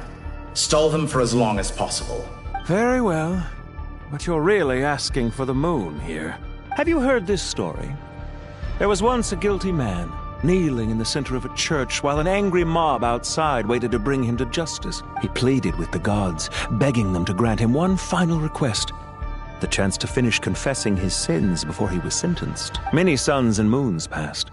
Seasons changed, and still his confession continued, as if he intended to speak until the end of time. Are you suggesting I worship you as a god? Or were you hoping that I might confess my sins to you? Certainly not the latter. That would make my life miserable indeed. For someone who despises them so, you never seem to have any objections to me creating or becoming one. At first, I thought you'd be furious. Concerned I would terminate our partnership, were you? Not at all. You had reasons why our partnership must continue. Don't you find people's attitudes toward gods amusing? A god descends from the heavens and people worship it unreservedly, blindly following whatever rules are given to them. And yet, when they see an ordinary person gain godlike levels of power by virtue of their own hard work, they treat him with nothing but suspicion. Even... Is that supposed to be a compliment? No. I was just thinking. I pity the man who would call you a compatriot. There's no need to be so self-critical.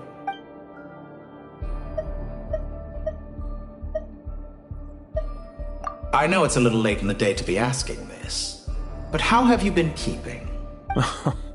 I'm flattered that you would take the time out of your busy schedule to consider my well-being, Doctor. The part of your soul that went to Nodcry caused quite a stir, sending our organization back to the drawing board on numerous fronts.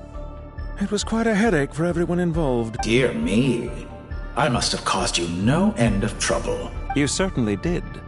I had the rare honor of being summoned before the Tsaritsa with Pulcinella to answer for myself. A terrifying ordeal. Don't worry, I pulled through. At most, it's a public relations nightmare. I made sure of that. Now I'm curious. How did you explain yourself? Oh, it was quite simple. I just pinned the blame on someone who wasn't there to defend himself. I could hardly be expected to defy the demands of someone as insistent as the Second Harbinger, now could I? How you slander me. You know full well that I am perfectly amenable to read. There's no question that you are partly to blame for the ruin of my reputation over the years. Do you have anything lined up for when this is all over? Hard to say. Field work always takes quite a toll on me, as you know. Once I'm back at Snezhnaya, I'll start with a well-earned cigarette. Why are you so eager to ruin your lungs after I went to the trouble of replacing them for you? If you have an issue with it, feel free to try to stop me. What's on your mind? The limits of humanity. It's a pity. Despite running countless calculations, I find there is simply no way to reduce any further the amount of one's soul required to sustain an individual. It's rare to hear you admit to being unable to achieve something. I beg to differ. For instance, as I've told you before, the original me was prone to motion sickness and couldn't make long train rides. Ah, yes, of course. One of the reasons you often sent yourself out on errands. What are you thinking about now? A new experiment. In the event that my soul was depleted, say we extracted my data from someone else's memories, yours for instance, and then combined it with your intact soul as the base material. Such a scenario would be impossible. Oh? As long as your current soul survives, there will be no need to create a new individual. Don't forget, you were the one who approved of the present situation wherein only one Dottore remains. And if you ceased to exist, who would be capable of performing? Since the day I met you, you've always excelled at talking your way out of a quandary. Isn't it a little too early to be saying goodbye? Not that I wish to keep you from your business, of course. Very well. Let's leave the conversation there for now.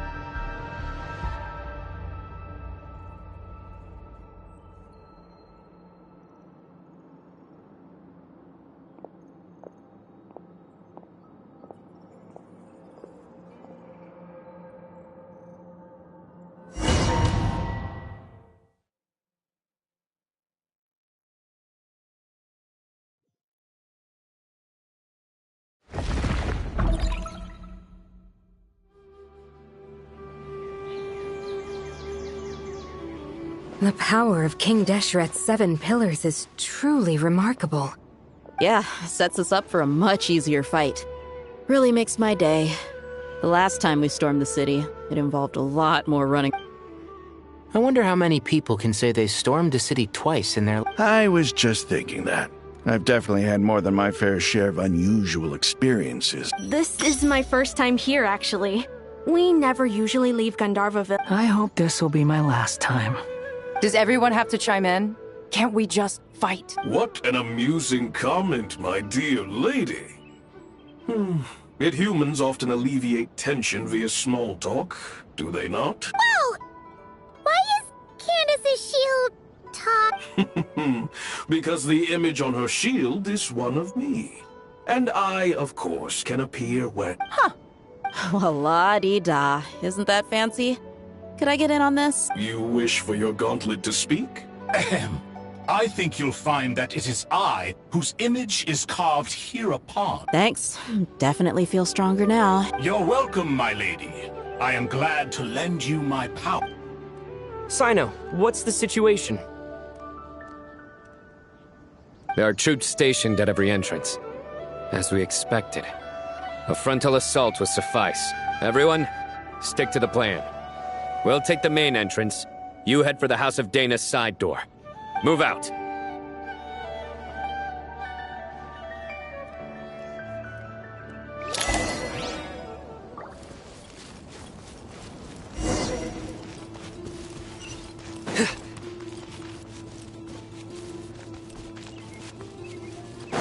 Out of my way! Take this! Watch out! Get lost! Thank you, Jet. You gotta be more careful. If you're not ready to put your life on the line, you can't be certain of defeating your opponent. She's right. Keep your wits about you, Rana. Yield! So soon! Surrender!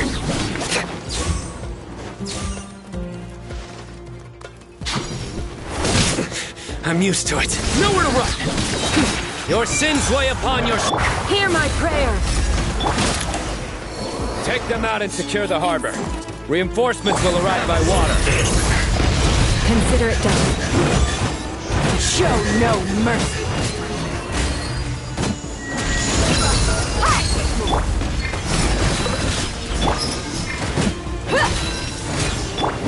Futile!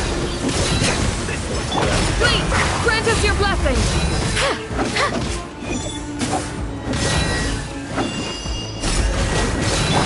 Nowhere to run! This out of my sight belongs to ice and snow. Futile!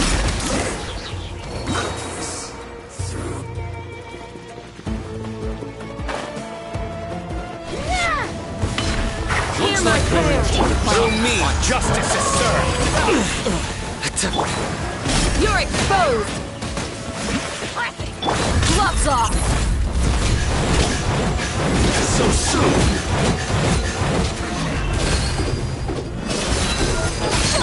Yield! Surrender!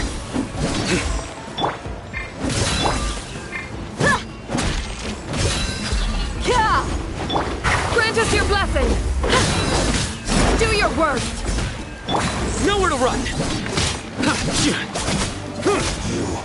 Use the corpse off. Look alive! Hi! Hi! Surrender! You're dead meat! Resistance is futile.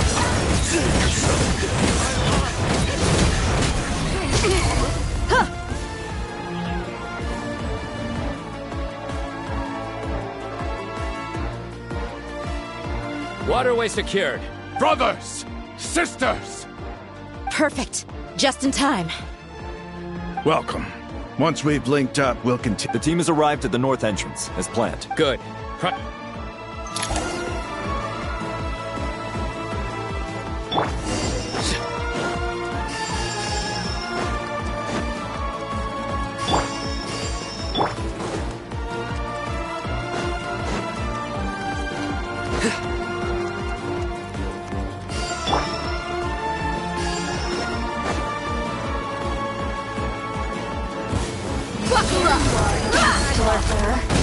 Nowhere to run!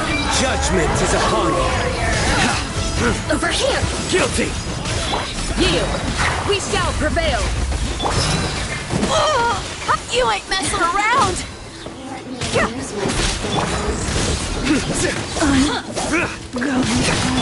Please! Let's get it on! Surrender!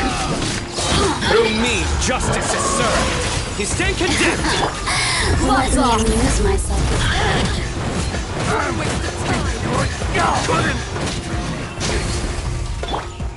Nowhere to run! Yield! Grant us your blessing! Book alive! Didn't take too long.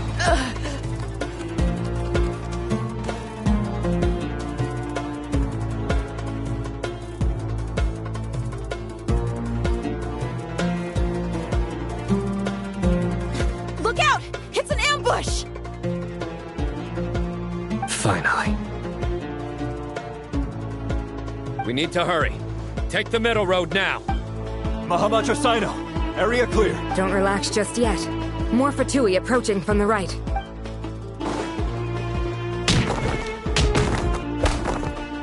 Irminsul cannot track our movements. If necessary, we can split up. Don't worry. We'll wipe them all. As you can see, our people came raring to go. Good, good. How are things with the Traveler? Can Tainari keep him Don't underestimate Tainari just because he's a forest watcher. He can handle it. All right. You know that's not what I meant.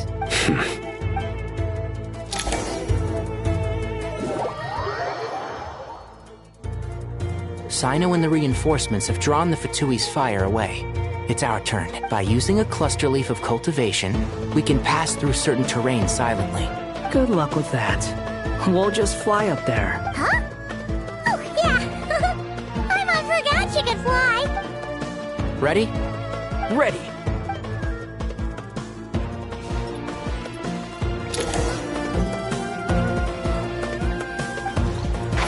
Can't see?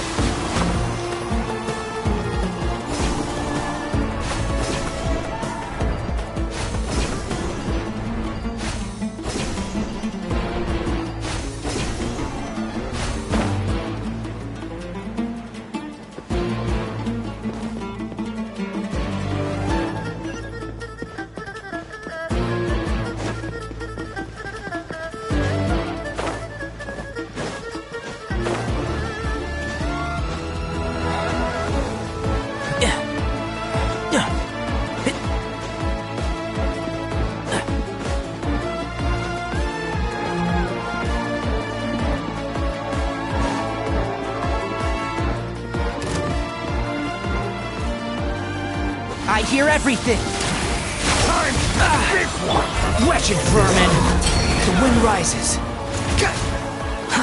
Too slow. Scorch and burn! My everlasting flame! Couldn't!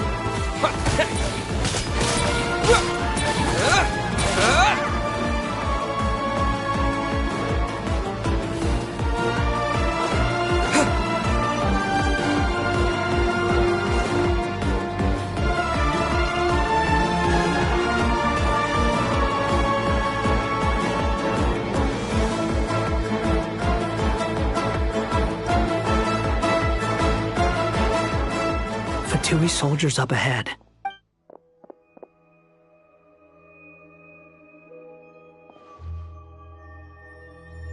Careful. Prepare for battle. Hey! There's people over there. You have some nerve showing your faces here in the center of Sumeru City.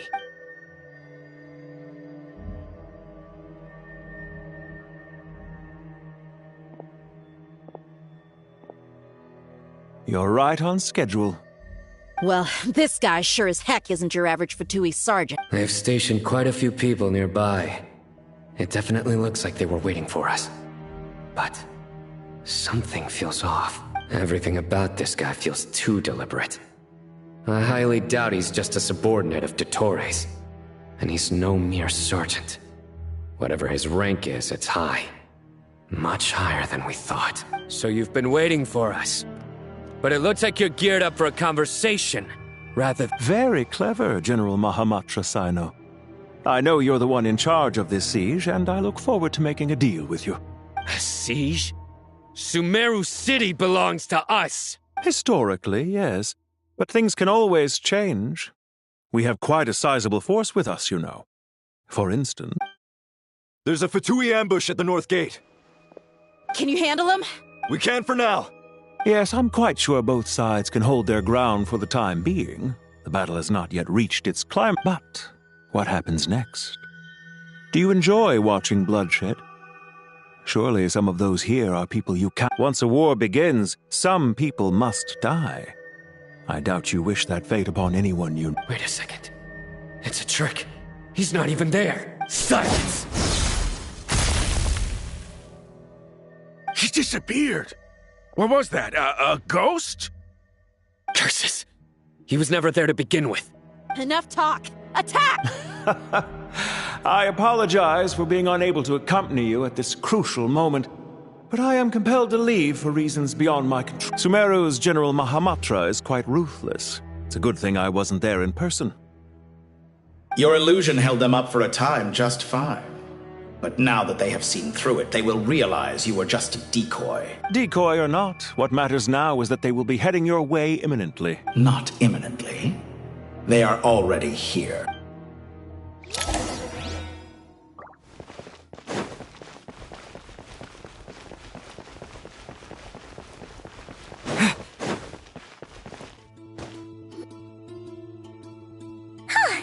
We made it! This is far enough.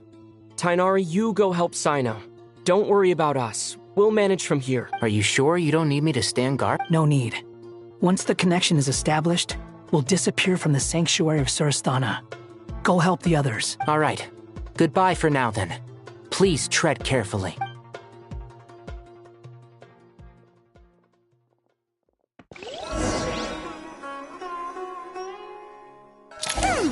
Now where's the interface Nahida mentioned? Come on, where's it hiding? Found it. It's over here. We can connect to the inside of Irminsul through the Sanctuary of Surasthana's built-in security system. You should be pretty familiar with the process. Is it the same route as last time? For the most part. We don't need to adjust any of the parameters. Then I should be fine. And Paimon? Once you're both ready, we'll set off. Wait! The stakes are way higher this time, right? Maybe Paimon should stay outside and help the others. Then, you can focus on the fight without... Huh? Why are you staring? It's nothing. I just suddenly realized how much you've grown. Hey, you've grown quite a lot yourself. Don't you two start getting into it again. Well, anyway, Paimon thinks she's pretty knowledgeable. Who's the best guide in Tavatigan? And don't forget, Paimon's a college student. If we say Alhatham's not a weirdo, it's hard to explain how he came up with the idea of you applying to the academia. But for all that he counts, you're doing surprisingly well in your studies. She just goes to show how important it is to have someone supporting you. And Paimon's not the only one. Let's not forget that you only became a student because of Nahida's... That's fair. I have learned a lot in Sumeru. Oh yeah.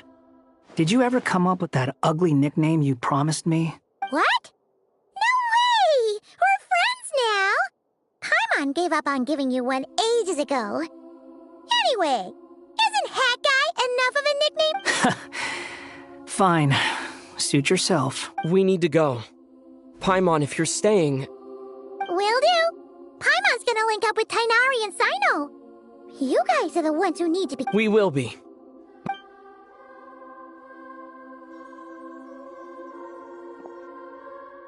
Initiating connection.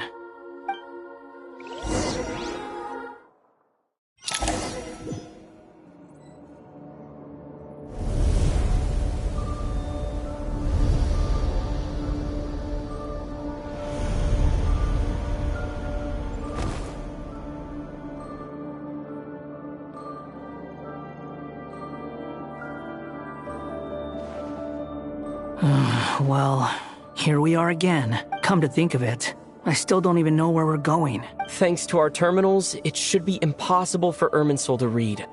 I can... Don't tell me. Only you need to know. That way, whatever happens to me next, it won't affect your progress. Listen to me.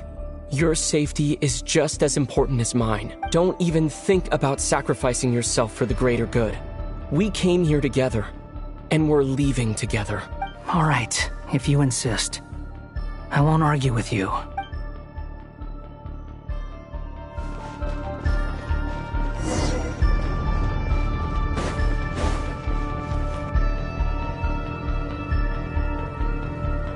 This place looks so different from how I remember. It's unrecognizable. It's a complete mess. Like someone's turned the place upside down. Must be Dottoro's doing. Either he's searching for some information he needs.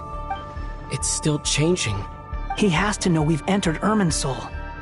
But luckily for us, he can't pinpoint our location. Be on your guard. The red parts have probably been corrupted by Dottoro's power. Don't touch them, or you might alert him.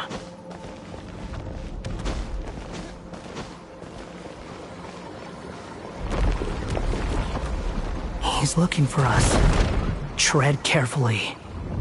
That wall could be a problem. Fortunately, it looks breakable. Give it a shot.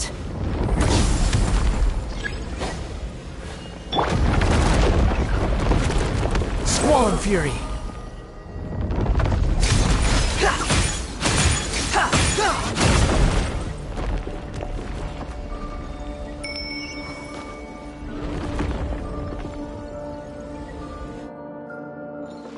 The wind rises.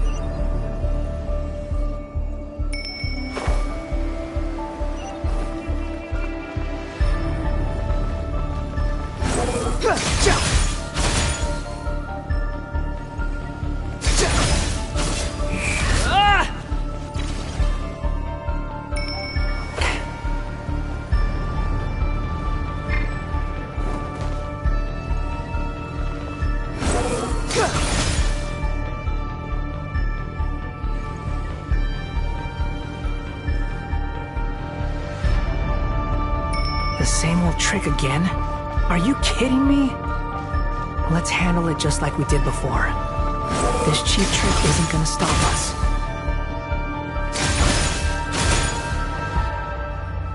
Oh no, it's a trap. Is that why he was using the same trick over and over again? To get us to lower our guard?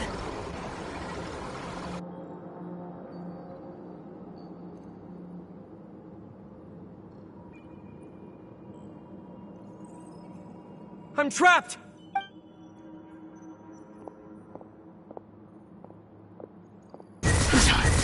Why won't this thing budge? Hello? Hello? Can you hear me? Nicole! Yes, it's me. I'm monitoring your progress from inside the Eternal Oasis, and I have to say, this terminal is simply marvelous.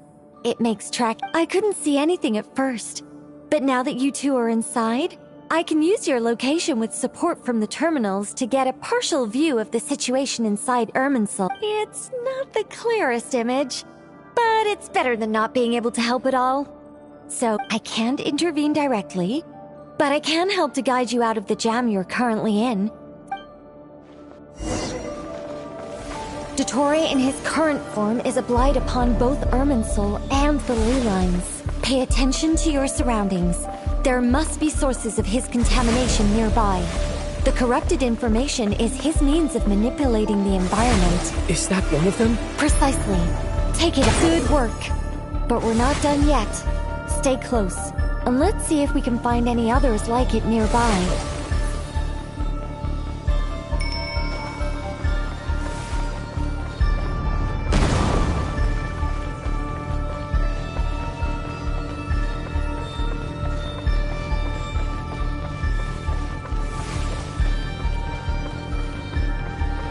The wind rises.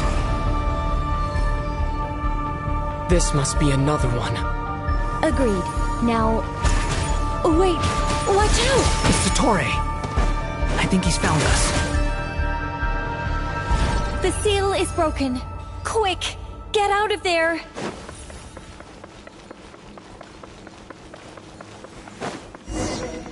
And where exactly do you think you can run to? Wait, what is that? Pursuers! That's gotta be it! Run! Don't let that thing touch you. Dodge that attack!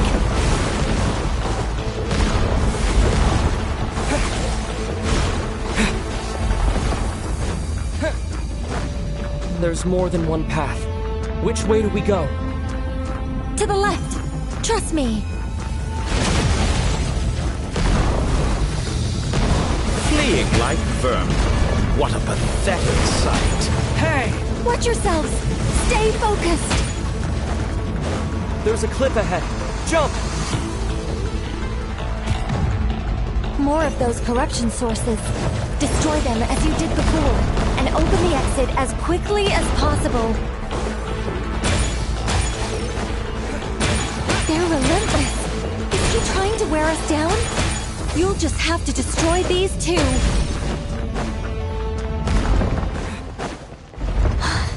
I think the pursuit is over. Hard to say. Stay alert.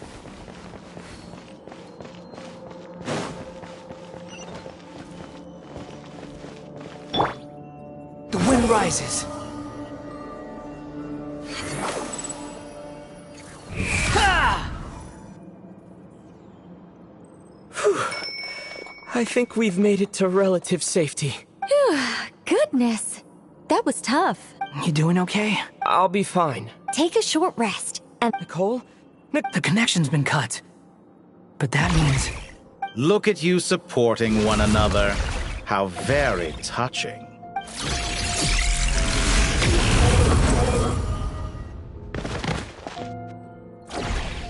Dottore!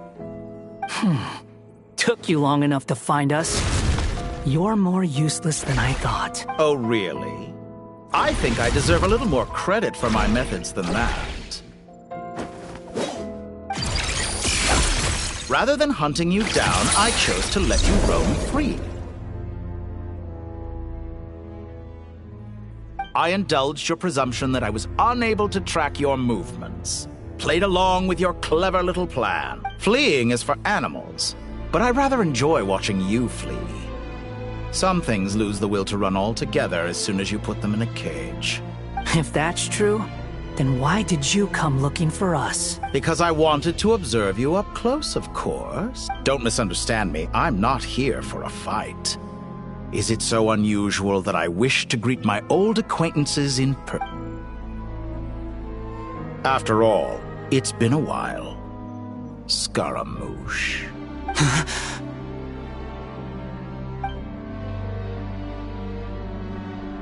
Why are you so afraid? I have done nothing unprecedented in discovering the truth. Nor did I go to any great lengths to uncover your story. You made a bold series of moves in deciding to erase yourself. And with the power of this great chronicling device called Irmin's Soul, you are able to achieve something. Once most people form an opinion about someone, it tends to imprison their mind. Yet you managed to erase every trace of your existence. A novel take on... However, this meant that you stood out to me all the more when I saw you in Nodcry. I didn't even have to go looking for you. Just the sight of you was enough for me. For someone in my position, connecting the dots was a trivial affair. It would have been more surprising if I hadn't managed to piece it together. You seem very pleased with yourself for figuring it out.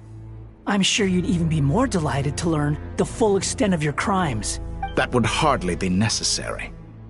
Besides, isn't there something that concerns you more right now? Something that fills you with dread. Let me put your mind at ease. I have no intention whatsoever of restoring any of the records you deleted.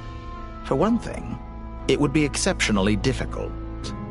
But more to the point, I doubt that the prospect of losing your current life is all that frightening to you. Because in your case... The cruelest twist of fate is that you'll never again have the chance to make up for any of your mistakes. Isn't it? Dottore?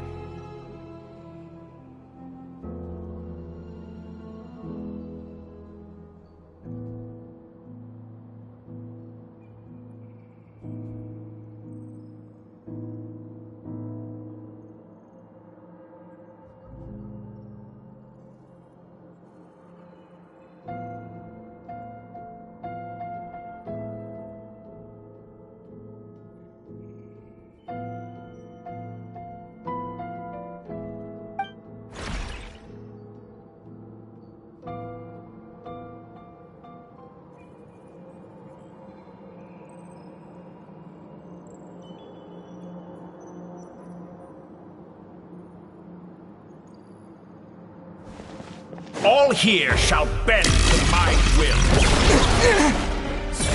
Squall and Fury!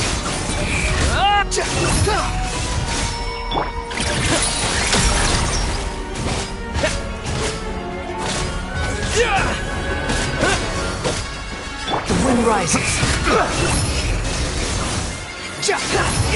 I'm afraid you'll need to do better than that to take me down. I expected you to have grown stronger. Ah, how foolish of me. I forgot that you lack any means to increase your power. You will pay for everything you've done! Oh, will I now?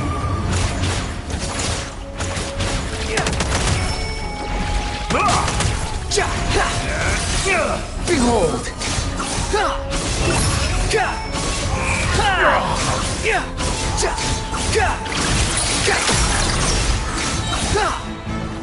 Cry louder!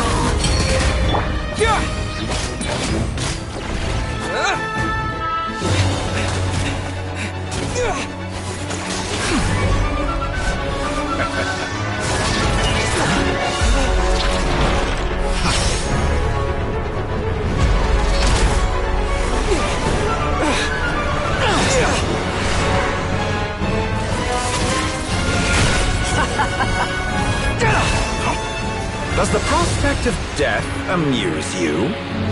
I could ask you the same question! I'll distract Dottore. You focus on the mission. Got it!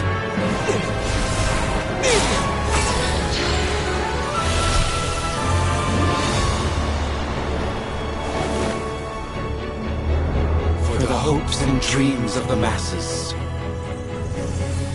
Open the secret door on this enchanting night. May wisdom's light eradicate ignorance and darkness, and hereby fulfill our ancient vow. Commence data extraction.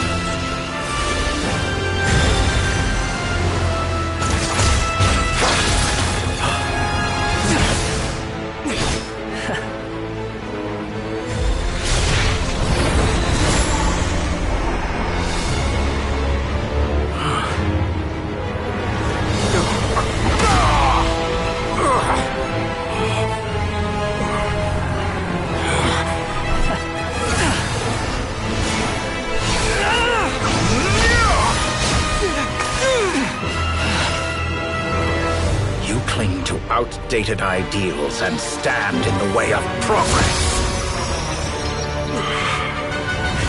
You will pay for interfering with the grandest experiment of all time.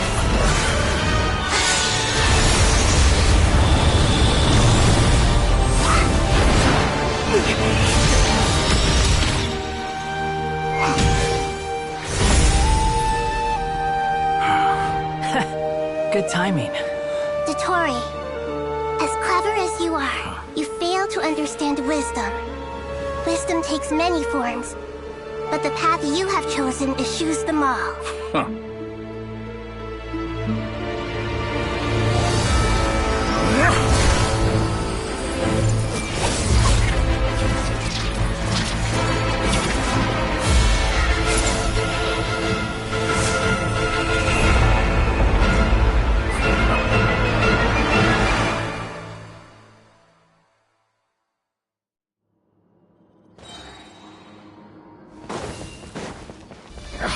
My strength is fading!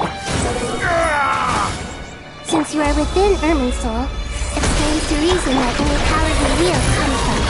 You're extracting the information from Irminsul just to strip me of my power. I will find his weakness.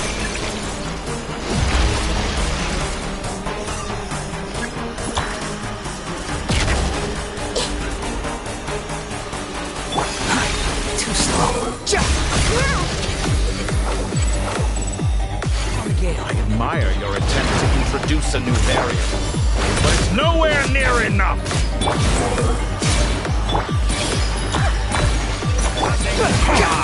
A petty trick. Behold! Nothing worth mentioning. Commit to memory! Squall and Fury! Grow!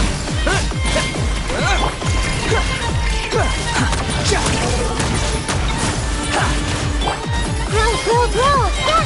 The Temple of Wisdom! Let's try this. The wind rises. No, Hitotaki! Commit to memory! Behold! Time to it! They're so close! Just hold on a little longer! I'll hold him up. Traveler, Hat Guy, the rest is up to you. We certainly have a knack for surprising each other, don't we? I'm just getting started.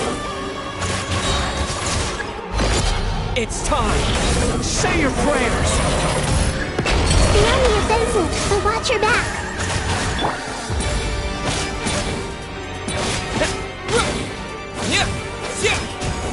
Behold! It's time. Say your prayers.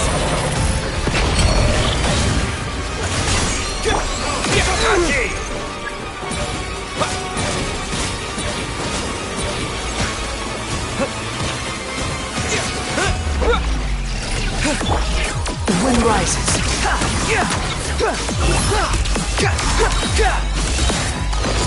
It's time. Say your prayers. Fortune forward. Final play.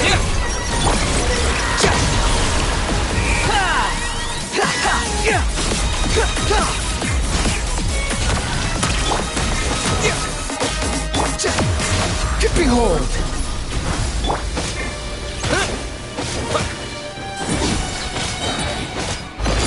It's time. Say your prayers. Finally, time for you to die. Excited? Time for me to die? How could I have reached this place if death were something I feared? The last gasp struggle of a dying man is a pretty pathetic sight. It's time. Say your prayers. The final play!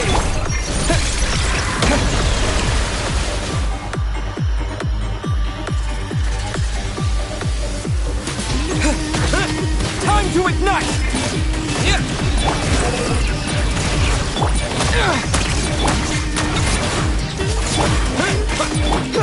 The wind rises. Let's try this. It's time. Say your prayers.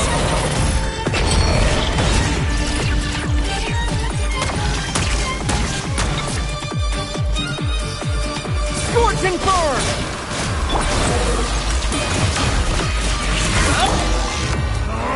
That's enough!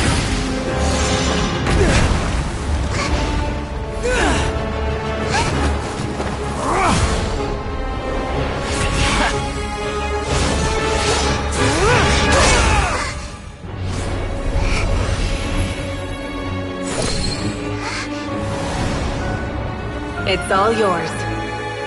Do with it as you see fit.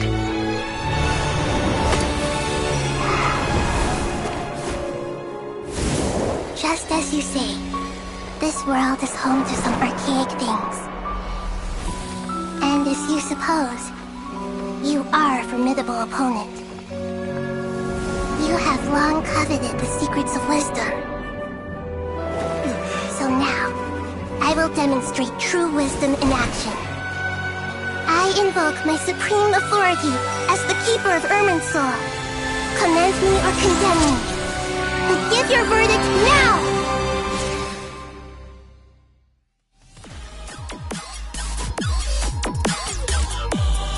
Blessed One of Wisdom, Mahakusaladhama, are you certain that you wish to exercise your authority to destroy Irminsul? It represents both your roots and your finest accomplishments. You truly intend to abandon the very thing you have always fought for? This is my decision. Irminsul has been corrupted beyond redemption. Irminsul is the original tree of Teyvat. It is the means by which the heavenly principles maintains fate itself. The 7 Archons should honor and revere it, for their authority was bestowed upon them by the heavenly principles. It is precisely because I honor and revere it that I fight for the humanity it exists to protect. Wisdom is knowing how to weigh the options and make the right decision. If you truly care about the fortunes of this world, then it is me you should seek to preserve. Planting a seed begins the chain of cause and effect. Since you have become a great tree yourself, why should the loss of another tree be anything to fear? Till we meet again, Lord of Dendro.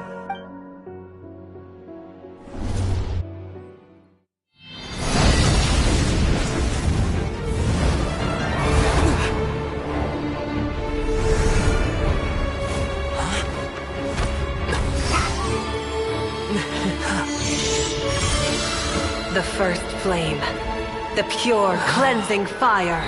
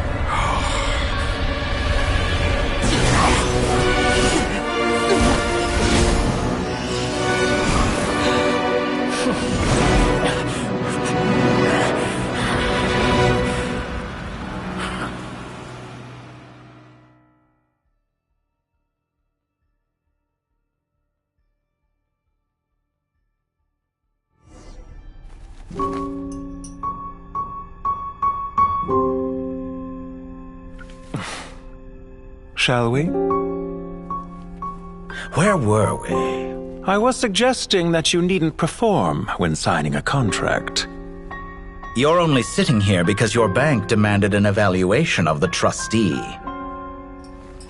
So you told a story about a young scholar from a merchant family in Sumeru? I told a compelling tale, didn't I? The post-expulsion story is far more captivating. The human experiments or the elixir of immortality? The part where you die. Ah, yes. My favorite part. The 35-year-old Segment thought of himself as Dottore, reserving the name Zandik for the original specimen. Of all the Segments, he was the most selfish. After his expulsion, Dottore searched for a new direction.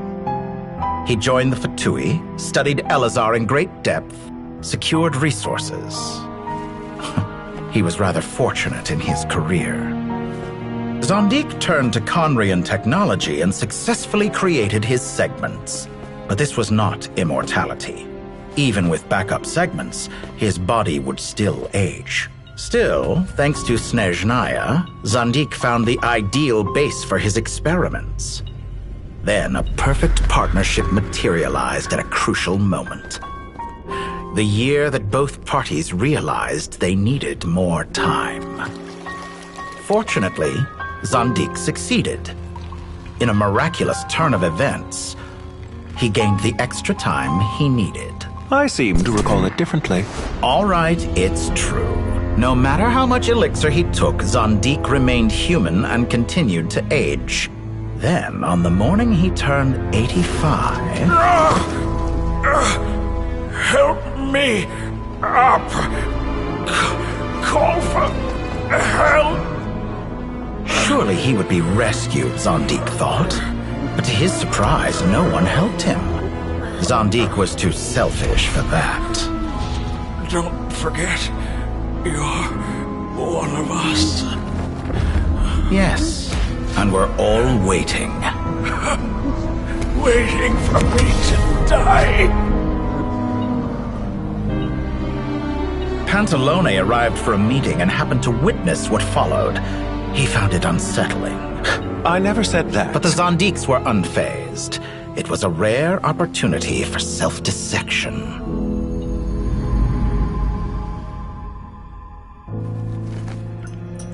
What does all that have to do with you depositing your data at Northland Bank? It has made me cherish my time in this world all the more. Fair enough. So you do have a sense of self-preservation.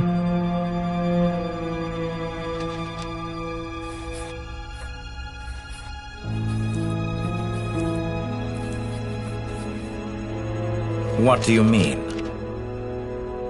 You're hardly normal, and you don't cherish life. You just don't want to admit defeat in the limited time you have.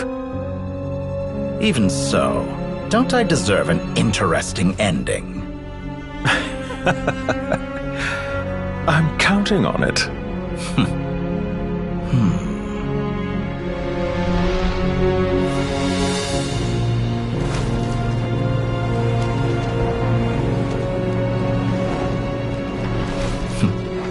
If nothing else, I expect my funeral will be a grand affair indeed.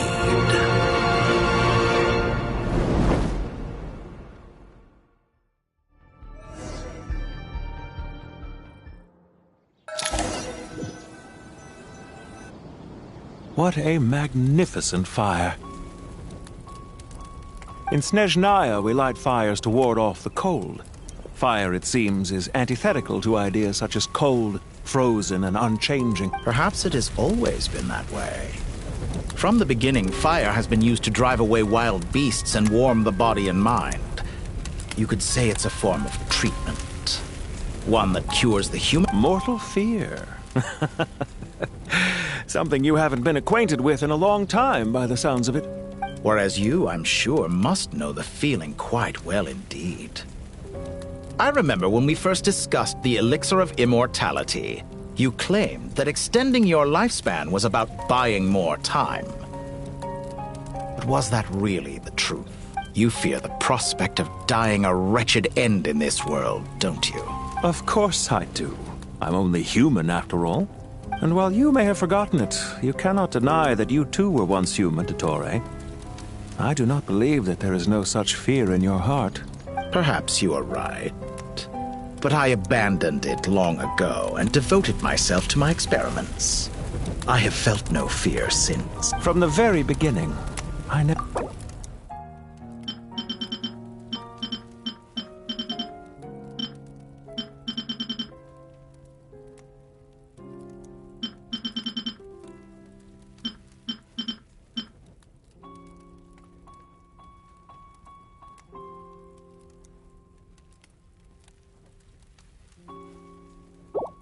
But still you came, contract in hand, to honor our agreement. Because I am a reputable partner. And as we have discussed, experiments are about... The process is equally important. I have come here and completed my creation, and I do not regret my decision. I'm afraid your journey ends... After I die, there will be no one to make the elixir of immortality. And your remaining stock will only last a few more years. When I feel optimistic about market environments, I never forcibly adjust them. They have their own direction. And I myself am one such environment. I have been quite particular about many things in my life. But where the manner of my death is concerned, I choose not to be. You make yourself sound so magnanimous. Oh, but I am. And I hope you will be too. It may have been a long time since anyone told you this, Dottore, but I recognize that you are... Ha! I can see it. The experiment in blasphemy that I've been performing all this time. It has been a long process, and I do not care about the results as much as people might imagine. If the very goal of your experiment was to explore infinite possibilities, then there was never any reason for it to end. Indeed. Yet now, the experiment has officially drawn to a close. What should I call you? Zondik? Or do you prefer Dottore? Suit yourself. Goodbye, Feofan. This time, that's what it truly is. And don't I know it? Goodbye, Zondik.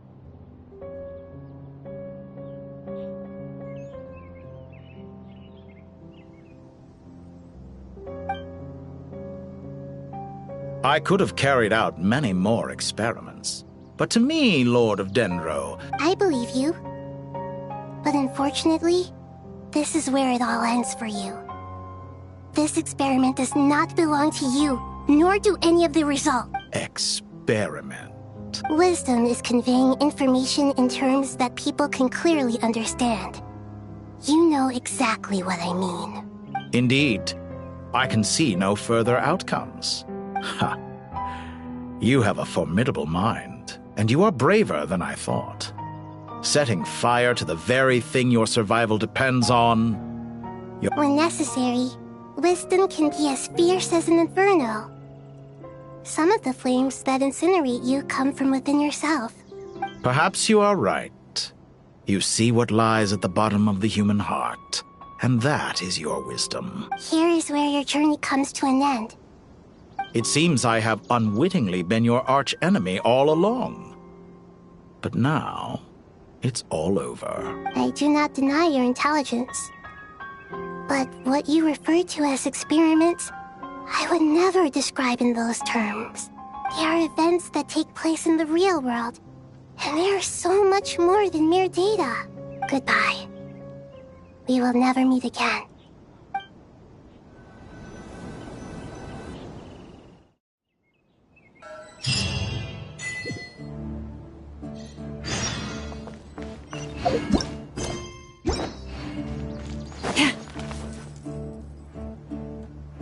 Well, that's the last of them. Everyone on the list is already back where they should be. It was a long, hard road, but we finally finished escorting everyone back. I just pray that we'll never need to leave again. I hope we can stay here forever in this peaceful paradise. Paradise. In the annals of the Temple of Silence, that word carries great significance. It represents... I wouldn't think gods need such a place. People always think they're the only ones who can lose their homes. They forget that gods too need a place to reside. As the Goat King once said, a god without his people shall cease to exist. Only we can truly understand how much the desert faith has faded over the centuries. But we still talk about the gods as though they're part of our lives. Given the myriad ways in which gods and humans interact, I'd say they really are. How else could Dunyarzad consider the Dendro Archon a friend?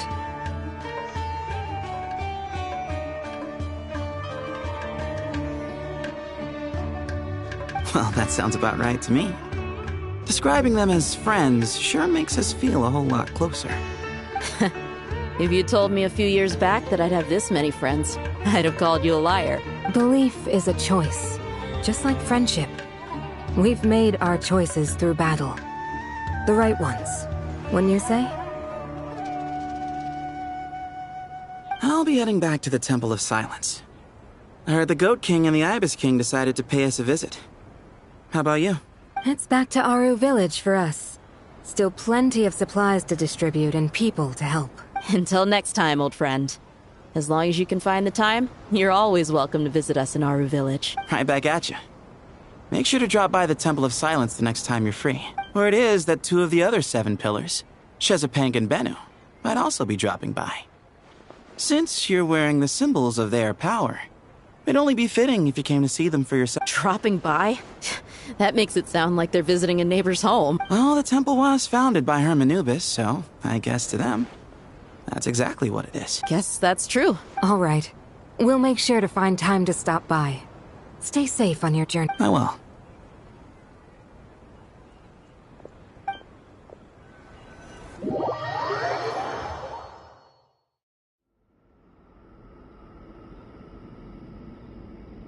You do have a point. See? Retirement has always been a problem, especially for old-timers like us who've been locked away all these years. You finally step out into the light, and bam! You're face to face with a whole... Naturally. What do you think, Layla? Huh? Why would you think to ask me? How could I possibly be qualified to decide where the servants of King Deshret... Sorry if my question was unclear. Do you think their statues will stand out too much if we place them here? Hey, I never agreed to this. How could we possibly allow our statues to be left in Hermanubis' home? That would be like breaking into someone's house, then pretending it belongs... Different beliefs can coexist. We still need to respect one another. By which you mean, you two plan to stay at the Temple of Silence, for a while at least. But you have no intention of relocating your...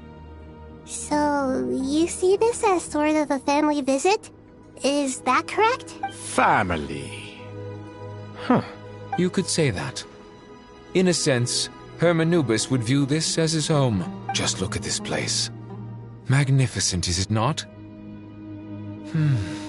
The sad truth is, in the past, all three of us invested so much into misguided ventures. We failed to build what we should have, and wasted so much time instead. And what do you mean by that? I mean that for the most part, time spent associating with the likes of Sobek, and, let's say, Thoth, might reasonably be considered. Why does that not surprise me? Anyway, given how much time we'll all be spending together, I'd say that the bonds we built will end up proving to have been a sound investment. Once Sethos, the current leader of the Temple of Silence, returns, you can discuss the matter of staying here with him. But judging by the expressions of everyone here, I imagine you'll receive a very warm welcome. This sacred ground houses untold knowledge, after all. What better place for the servants of King Deshret to appear in the mortal world? How about we share a meal together first? I imagine it's been many years since you last tasted fresh food. Oh, that sounds wonderful! After so many hundreds of years, I can only surmise that desert cuisine has become a lot... Are we having a get-together? If you'd like, I can help prepare some food. After all, Lord Thoth, you helped me so much in the desert. Oh, my, that would be wonderful. I'm touched that you still remember. How the times have changed. To the people of today, it seems the Ibis King has become a kind and passionate god. And you, Mr. Herreshoff? What kind of god do you wish to be? To be honest, I haven't given it much thought. How about you, Dendro Archon? Do you have any hopes for your future? Me? I'm very happy with my current life. Forgive my bluntness, but you do not seem to derive your authority from majesty and might, like Lord Al-Ahmar. Clearly your approach has its advantages, but also its dangers, don't you think? I do, but projecting a majestic front doesn't really suit me. Besides, my relationship with others isn't simply one of a god and her people. Not putting on airs might earn you more adoration. Exactly. Besides, I really like parties where everyone brings their own food, and we all come together to share. You should join us. I'm sure you'll find it fun. Last time when we got together for a picnic near the Avidia Forest, it was quite the occasion. Can we do that? Don't worry, I can help out. Layla, would you like to... Me? Sure. The more the merrier. Don't take this the wrong way. If I were to compete against you, I can't say with certainty. Where's Sobek? I'm sure he'd be good for a few rounds. cards, cards, cards! I wonder what variant of chess we're talking here. Oh, I'm glad you brought that up. As long as the leader of the Temple of Silence agrees, we can search Hermanubis' place for books to teach you.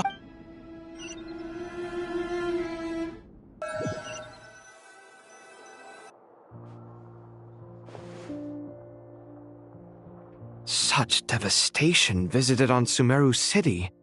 So many houses destroyed or damaged in the fighting. Who could have foreseen this? Look at all of this. It's going to take me forever to tidy up. I suppose living below the academia doesn't always work out to your advantage. I would have thought a little appreciation of my sincerity and effort in helping to clean up this mess might be in order. Helping? Effort? This is your house! Of course you should be putting in the effort! If anything, I'm the one who's helping! So you see yourself as just a helper in this situation. If you're trying to say that since I live here too, I have an obligation to tidy up, fine. I suppose I do. Wait a second, stop changing the subject! Nevertheless, in the wake of a great storm, a missing roof is a predictable inconvenience. Can you stop making it seem like I care more about this house than you do? Doesn't it upset you at all to see your home in this state? I won't pretend it's ideal, but that's no reason to be upset. This is the roof over your head, your shelter from the cold. The furniture is scattered, the paintings have fallen off the walls, the windows are shattered. Don't you feel even a little disheartened? The way I see it, these problems are easily solved. Ugh, this is precisely why I hate talking to you about sentimental things. It's like banging my head against a wall. You simply don't understand just how much work goes into making a proper... It sounds like this is causing you a lot of anguish. You mean the house or the paint? I mean your sentimentality. Oh, well, yes. But I'd rather not dwell on such things right now. Generally speaking, when anguish becomes the norm, people usually make an attempt to improve their situation. But there are so many people and things in life that are difficult to change. It's not like you can force them. Besides, anguish can be a source of inspiration. And I'm not sure I could break my reliance on it. I'm glad you're able to make yourself think like that. What kind of a response is that? I was stating a profound truth about the very nature of art. Suffering is the cradle of all creation. Even you can't deny. And I wasn't trying to. I'm just happy for you. Pure and simple. Can't you tell? Happy about what? Happy that you can always find an answer that backs up your view. You... More often than not, life is a process of running into problems and then searching for answers. Yours more than most. Not everyone's so good at justifying things to themselves. It's something that you've been steadily mastering. Huh. What about you, then? What skills have you been mastering lately?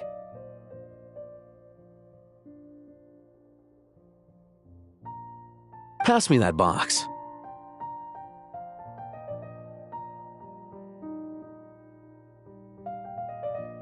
Huh? Okay.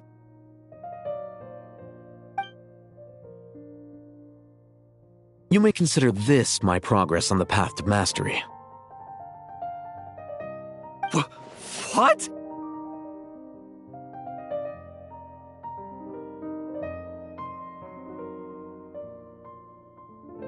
Wait a second. Isn't that box mine? Hey, it is! It must have fallen off that shelf. I'll hate them. Those are my paints and inks. Would you like me to put it in your bedroom for you? Huh? I mean, sure, if... What kind of progress is this? Does he think he can bribe me? These books on the floor, they're a complete mess. And this one, didn't he say it was an out-of-print collectible? It's completely covered in dust. And some... guess I should help him repair it. This one too. And this one.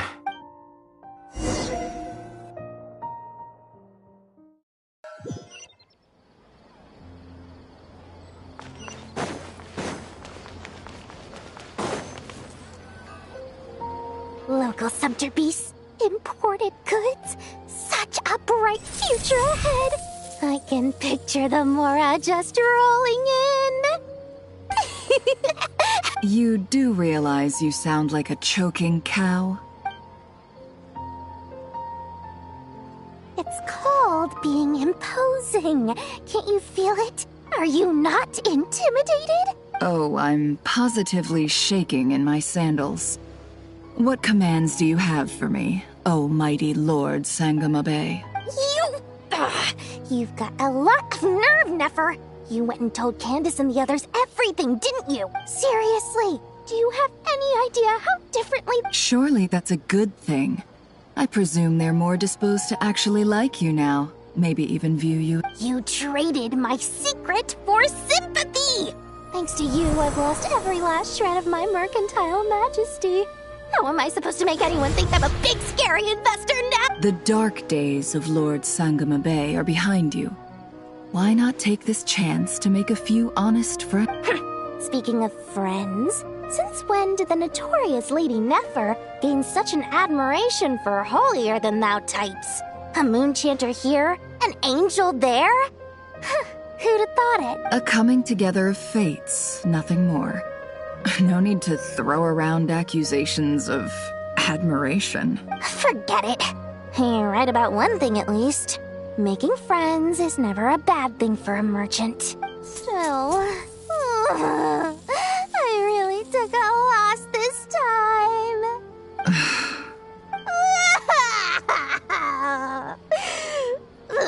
What are you looking at? I'm trying to see if you're really crying or if those are just crocodile tears. A little birdie told me that when Lord Sangamabe makes money, the tears flow from the center of her eyes. But when she loses it, they flow from the corner. You are so annoying. I'm not talking to you anymore. Nefer! Thank goodness you're here. I've been looking everywhere for— Huh? Well. If it— Oh, no. I'm not here to buy. I'm here to bring Lady Nefer a book. And a fascinating one at that. We agreed to meet at the entrance to the mausoleum of King Deshret. One more thing. I bought this copy with my own money. It's not borrowed. Reasoning knows not time of day, but suspense always follows a blizzard. That's quite the mouth. Huh? Isn't that the one? It was all the rage for a while. People throughout the city were clamoring to get their hands on a copy. The names inside were all circled. Everyone thought it was a riddle. Don't bring up that book in my presence. I don't even want to hear its name. That thing was nothing but a scam. Surprisingly enough, I've actually heard of this book, though it doesn't seem of much consequence. So, what truth lies behind it? You're from the Vahumana and you're asking me what the truth is?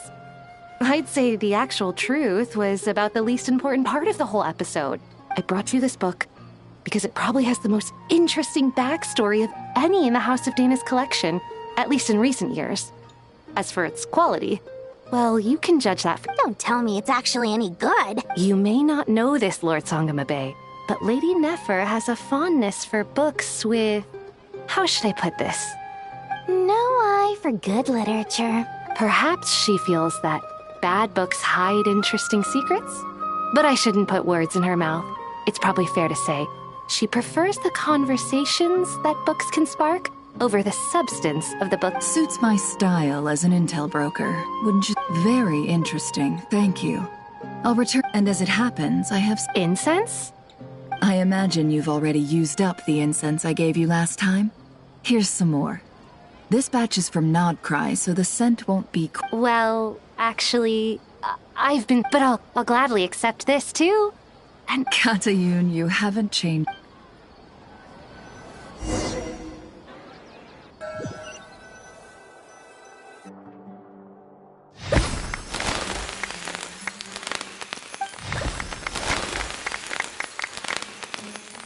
Congratulations, Kale. Well done, Kale. After studying for so long, you've finally become a full-fledged ranger. Sure hasn't been easy for you, huh? This really is— All grown up.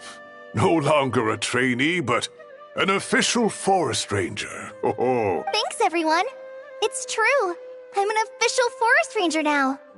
Master Tainari, thank you for your guidance and support. I wish Mr. Sino were here. Sino had a matter to attend to at the Temple of Silence. I don't imagine he'll be back for some time. But don't worry, we can celebrate together once he's finished. I'm afraid the party will have to wait. Kale still has some matters. Kale? No, it's not what you think. I've made plans with the Traveler and Paimon to visit Mondstadt. Master Tainari and Mr. Well, that's a relief. Let's get together when everyone... Of course.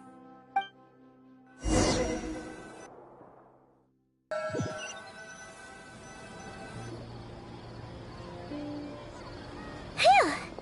After all that catching up on sleep and food, Paimon's feeling. For someone who spends so much time resting, your recovery routine is surprisingly... Hey! Paimon's been working her butt off too, you know. She flew all over the city helping everyone out.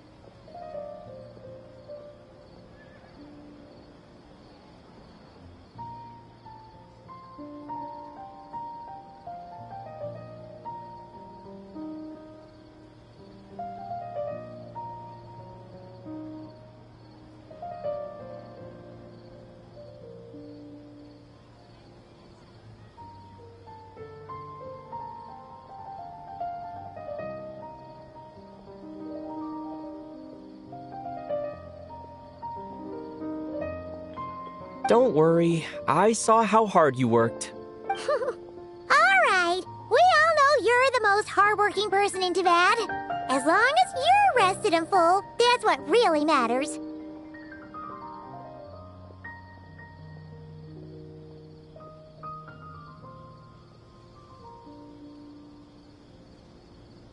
Paimon's been looking around the place, and it seems like the city's already on the mend. But Paimon's been wondering how Nahida's doing. We should check in on her.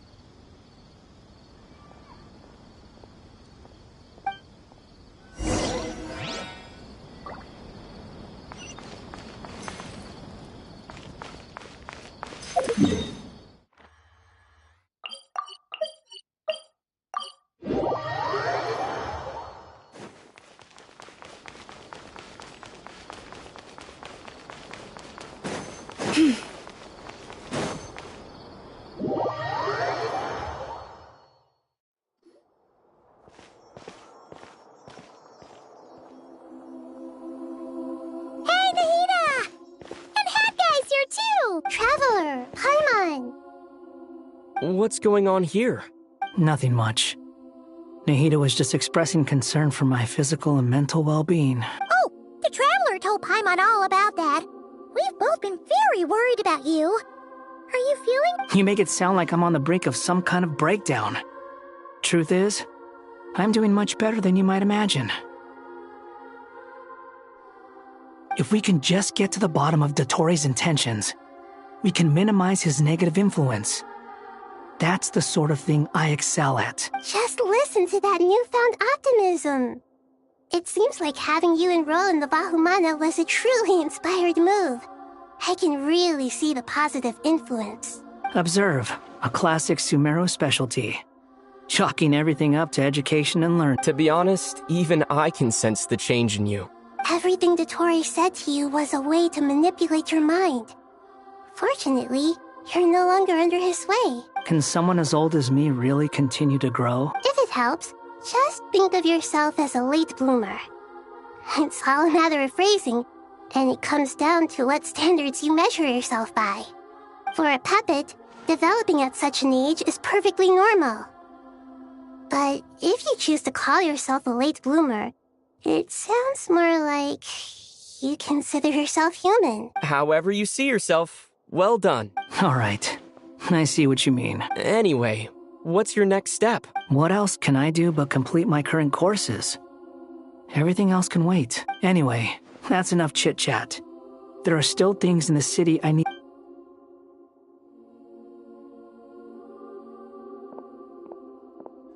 I'm so happy that Hat Guy is doing better than we... But what about you, Nahida? The Pyrognosis burned down the corrupted Irminsul. The flames blazed for 7 days and 7 nights before they finally subsided. Now, Aru shoulders the responsibilities that once belonged to Irminsul. The situation was contained before it got out of hand, so Tevat's most vital information has largely— Irminsul has a strong influence over you, doesn't it? There's no need to worry. Thanks to Nicole's extraordinary talents, angels can do things like that? They can. Such abilities are precisely what makes them so powerful. The goddess of flowers, Nabu Malikata, once claimed that she too could— In my eyes, much of what she went on to achieve reached such transcendent levels. So, does that mean you're Correct. Just imagine that Aru has become the new Irminsul, and the essence of my existence has been bound to it. The wisdom of Sumeru has ultimately converged into a single, unified entity. Should we ascribe this all to fate? Whatever it is, the important thing is that you're okay, Nahida. Dendro Archon, Lesser Lord Kusanali. Oh, thank goodness you're here. Greetings, Sir Nevis, do you have something urgent to— Yes, there's something I need to report. We've received a message from Snezhna.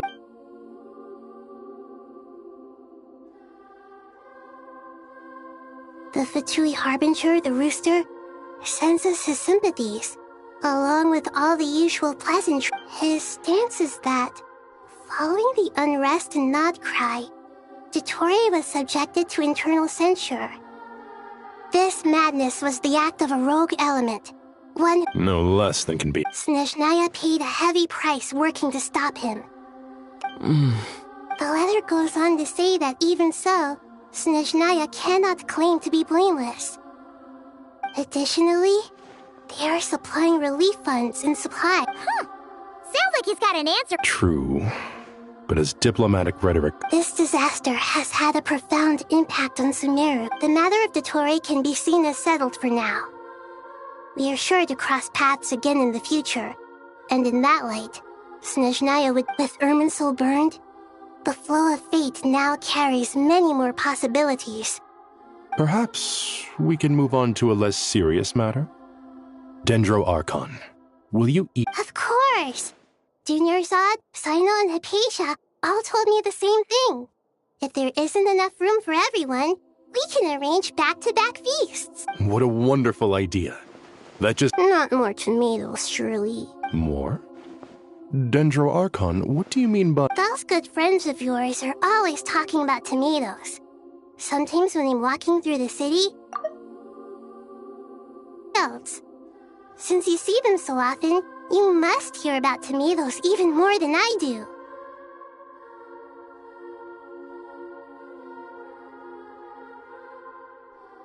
Tomatoes. Tomatoes.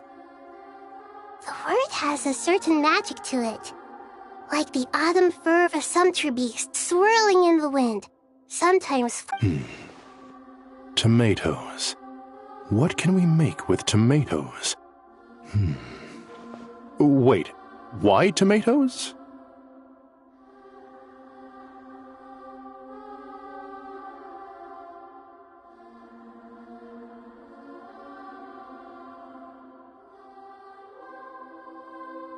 Take your time, there's no need to rush. The Traveler, Paimon, and I still have somewhere we need to visit. You'll have plenty of time to think it over before I return.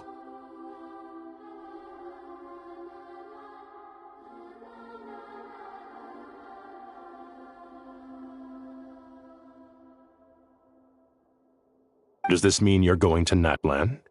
Meet them there in person. It will require a long— I know.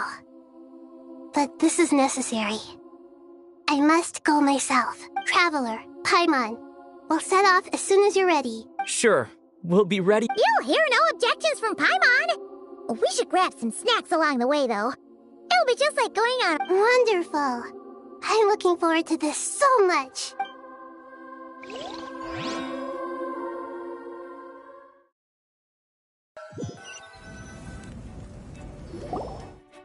Natlan is such a lively place. It's super cheerful and positive, too. I can see that. There are people outside exercising at all hours. Such a help. You came. Welcome, welcome. You must be hungry from your journey. Oh, thanks, but no thanks. We've been eating the whole way here. We We had a mushroom platter, Sab's meat stew, butter braised chicken, Hadasara pudding. All right. No need for all that detail. I'm starting to get hungry myself. Maybe later then.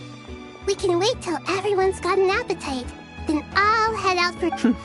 Sounds like a plan.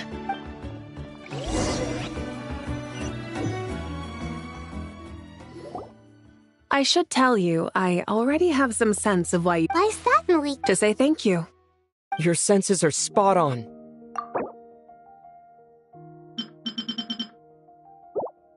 Because the pyronosis has vanished? I sensed its loss. Despite scouring through the remnants of Irminsul, we couldn't find any sign of the pyronosis. That's certainly unusual. Still, the potential fallout from Irminsul's loss is significant, to say the least.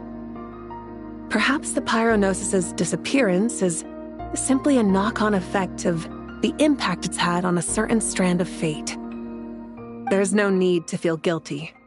We were clear that this time, there was to be no returning, only giving, pure and simple.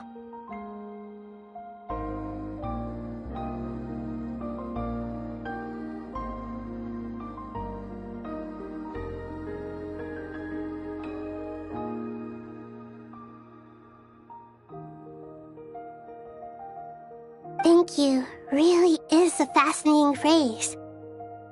We use it to express gratitude for the smallest of things. Yet, when faced with a kindness too immense to describe, we use It's not that we lack other means of expression. It's that when we truly need to express our feelings, the simplest and purest words... You're right. In Natlan, we prefer simple expressions too. Companionship, friendship, support. They might not sound fancy, but the sentiment behind them is sincere. That's wonderful to hear. Sincere feelings are often a vehicle for the deepest wisdom of... Irminsul's destruction doesn't seem to have done you much harm. There's still a lot of work to do, but before we begin, we felt it was important to come here and speak... Partly to express our gratitude, but also because we felt that seeing you, in a sense, is like basking in warm sunlight. That's a nice way of putting it. I like that. To tell you the truth, though, I'm not a fan of somber meetings.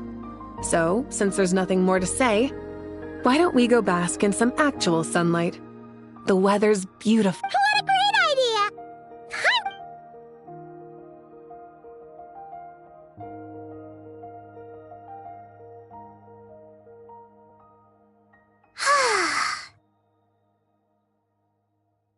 In that case, I think I'll lie down for a bit too before we head to... And where might that be? Mondstadt. Paimon and I are gonna head back there with Kale and the gang. Long ago, I sensed that the god remains inside Kale had come from the goddess of flowers. Those remains weren't hurting Kale, not as she is now. A yearning for an ordinary life. A yearning to hold on to the hard-won happiness she now enjoys. With someone like her, I have a responsibility. She should be ready to face the truth by... Whenever people meet, there is always the potential to create warmth and kindness. Every child grows up. But even as adults, they are still children in the eyes of certain people. Oh, just like how Paimon sometimes sees Nahida as a little kid. Is that so? Well, anyone who's friends with a kid is probably a kid themselves. Of course! And there's nothing wrong with that. When we get back, we'll actually be hanging out with another of our friends who happens to be a kid. Or more like looking after, in her case. Anyway, we'll always be there to watch out for our... Dear Sucrose, when you receive this letter, I'll probably be as busy as always. But busy with wonderful things. That's because I'm no longer a trainee. I'm now an official forest ranger. Impressive, right? Sino said that official rangers sound much tougher than trainees. Though he did say it was already pretty tough to start out with. You probably heard that something big happened in Sumeru recently. Don't worry, it's all been taken care of. We're heading to Mondstadt soon, so if you're free, maybe we could meet up? Plus, it's not just me. A few of us are going. Hey, Do you still remember that time we all got together? You know, when we all went to the Windbloom Festival? It'll be just like that.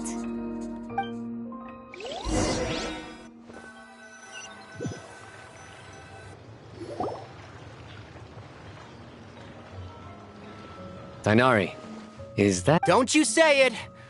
Is that the great Vayuvyastra? Behold, the great Vayuvyastra, General Mahamatra. How times have changed. I wasn't expecting you to beat me to the punchline.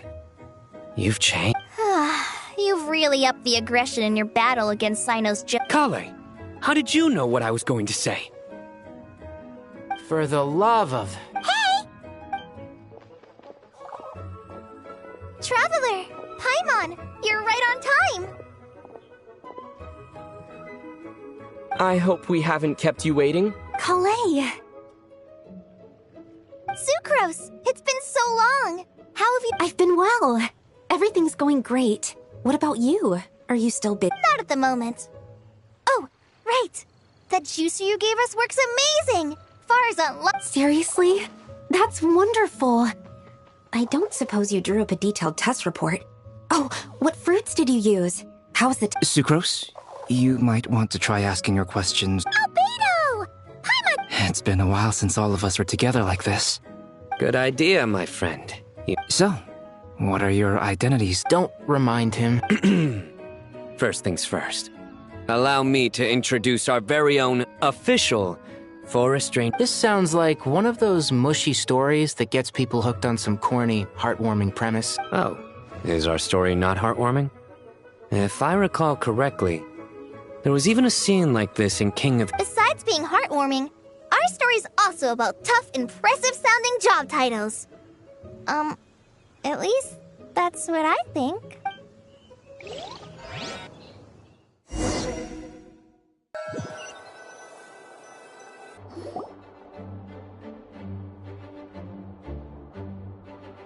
Oh, you're here already? I'm still giving Dodeko a little trim. I won't be a moment. A trim? Does Dodoko need haircuts too? Of course. It's important to know how to take loving care of the apples of your eye. All of these trivial matters get left to me. It's because I'm an angel, and angels are, in a way, the guardians of all Tavad. Oh, right! Well, that's definitely an impressive-sounding job title. What are you writing? I'm just brainstorming some cool-sounding lines. Oh, write them on these card backs. Of course. Clearly, my lines are pretty amazing. Miss Nicole. Kale? You seem a little... I was just wondering, who was the person you mentioned? Wish. What do you... Miss Nicole asked if we could meet up in Mondstadt once everything was over. She said a friend of hers had a wish that needed my help to come... Well, you never mentioned that before. All we knew was that you'd arranged to meet in Mondstadt. But we thought it had something to do with the god remains.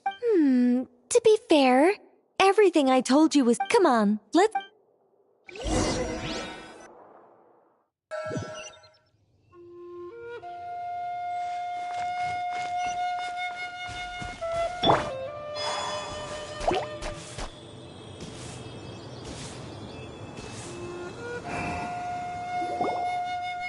Huh?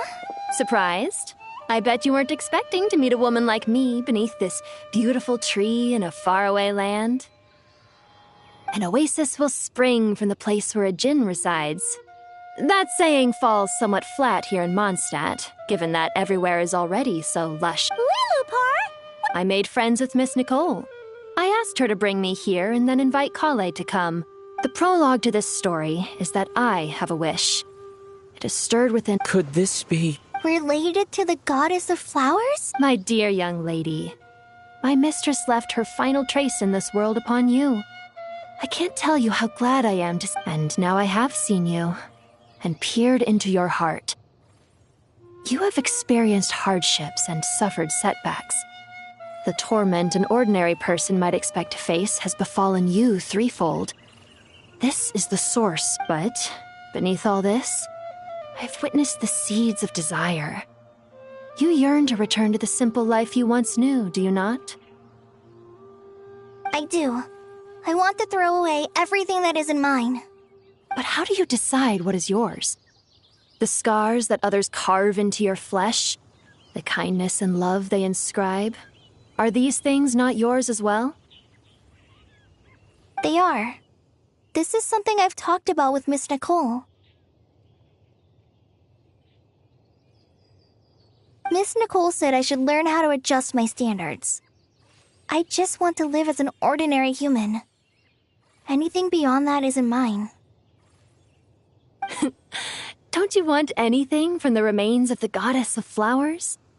She gave me a revelation once. I think that's already more than enough. In the past, you would not have possessed such a rich heart.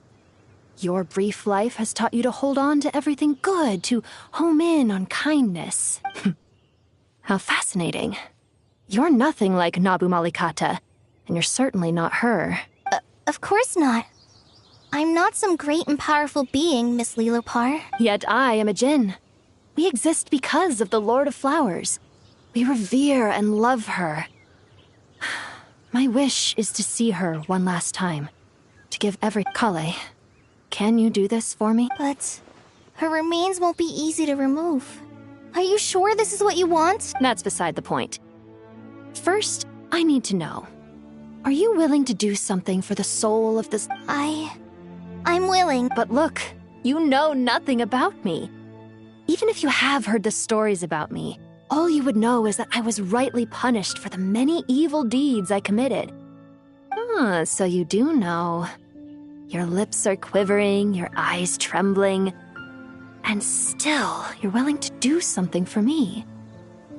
My dear young lady, to repay your kindness, I too must play my part. Are you sure about this, Lulu? I yearn to see my mistress. For this moment, the world can burn to ashes, the universe be engulfed in flame. I care about nothing else. And you, Kale, I can give you a gift. You'll become just another But Miss Lilopar, what will happen to you? My wish will be fulfilled, and I can die happy. Why would you wish for that? A long, unending life might seem desirable for one who has never possessed it, yet it brings torment to one who has. My remains are scattered across the yellow sands, but my soul can find no peace. Since you've promised to grant my wish, give me that release. Allow the dying to die, and let the dead rest in peace. You have my thanks. Kale, there's no pressure on you. What she said, it's all true. A wish is a genuine desire. It's as if you want to use the last of your life to give me a better... Nothing so selfless. We'll be using our futures to fulfill each other's wishes. This is a noble act, a beautiful and secret transaction. I understand. Close your eyes, Kale. Then open your soul. From there, I will embrace my mistress. The downpour of flowers is your touch. Like returning to the very beginning. Like surrendering to your... People say that devotion is beautiful, yet filled with pain. How foolish of them. Thank you.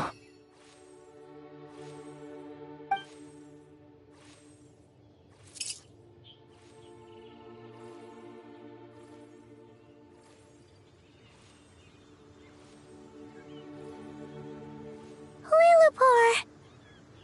She disappeared? She left, carrying the blessing of flower. Kale, I'm fine. Now that the remains are gone, don't actually feel any different at all. Those remains weren't hurting Kale. Not as she is now. They simply exist. Besides, I could sense a deep yearning within her. Kale must have already received what she was yearning for. I'm doing fine. I feel relaxed. There's really no need to worry. Then my wish has come true. To become ordinary? That's just one of my wishes. Actually, I have a few. So between Miss Lilopar and me, you've fulfilled 2 wishes already. Wonderful, isn't it? I feel so fantastically happy. I guess that settles things here. So what's next? What do you want to do when we get back to town? Clay, look who I've brought to see you. Hey, Kale! I heard you guys were holding some kind of secret event. How come you started without me? Huh? Oh no, it's nothing like that. We were just saying goodbye to an old friend. Really? Who? Me. The old me. So that's what this is all about. Did you come all the way to Mondstadt for that? Because we knew the old you, so we could... Exactly. The old me is gone. I puffed her into the air, and she became a fluffy pink cloud. Do you think, maybe up in the sky, she has friends waiting for her with test tubes, flasks of... Oh, when you put it like that... What do you think, Miss Nicole? I think maybe that's right. At least, if it were up to me, I'd consider that a happy ending. Dear Sucrose, even though my childhood ended long ago, these past few days have really felt like growing up again. I've become stronger, and I feel like I can finally accomplish things. Surely someone as mysterious as you will find a friend like this fascinating. I came to say goodbye to my old self. I know that after this, she'll be gone. Thinking about it makes me feel a little lonely. I know the weakness that kept me company will one day leave me too. But somewhere in my heart, I feel a great sense of joy. It feels like I've always wanted to take this step, to walk towards the new me.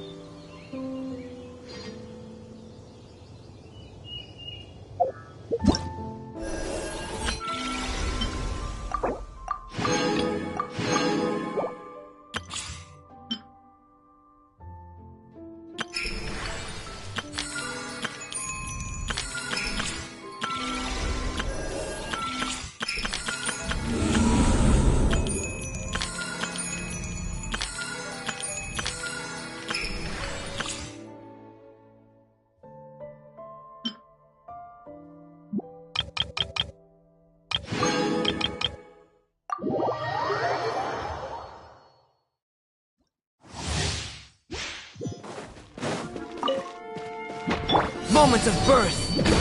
This! Pew! Spicy fire! Boing, boing, boom! Hey! A turning point in fate! La la la! Feel this ancient power. Coming to be. Watch out! Blazing to light! Huh? I'm going in! Yeah! Decay! New life! Leave it to me! Witness my great undertaking! Burst forth!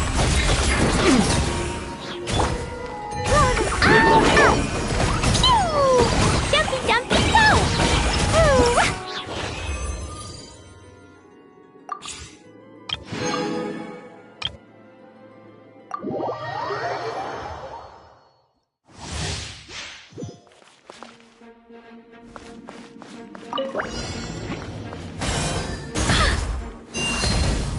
Begone! Our little secret.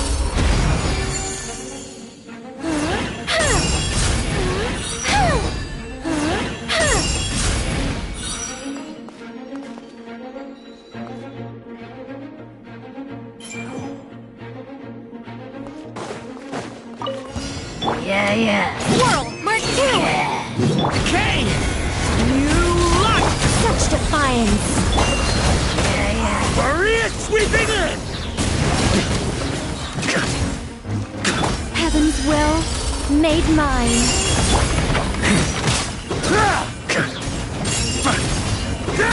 Animal hypostate. The story has only just begun! Devouring cloak! I think not. Our little secret.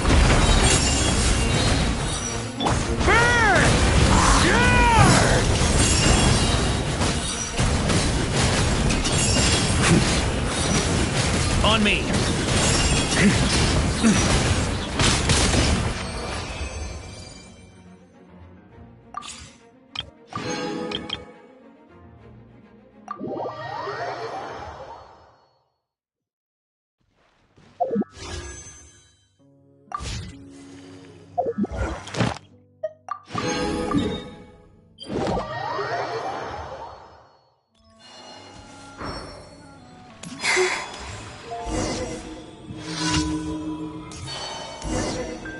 Ad Astra.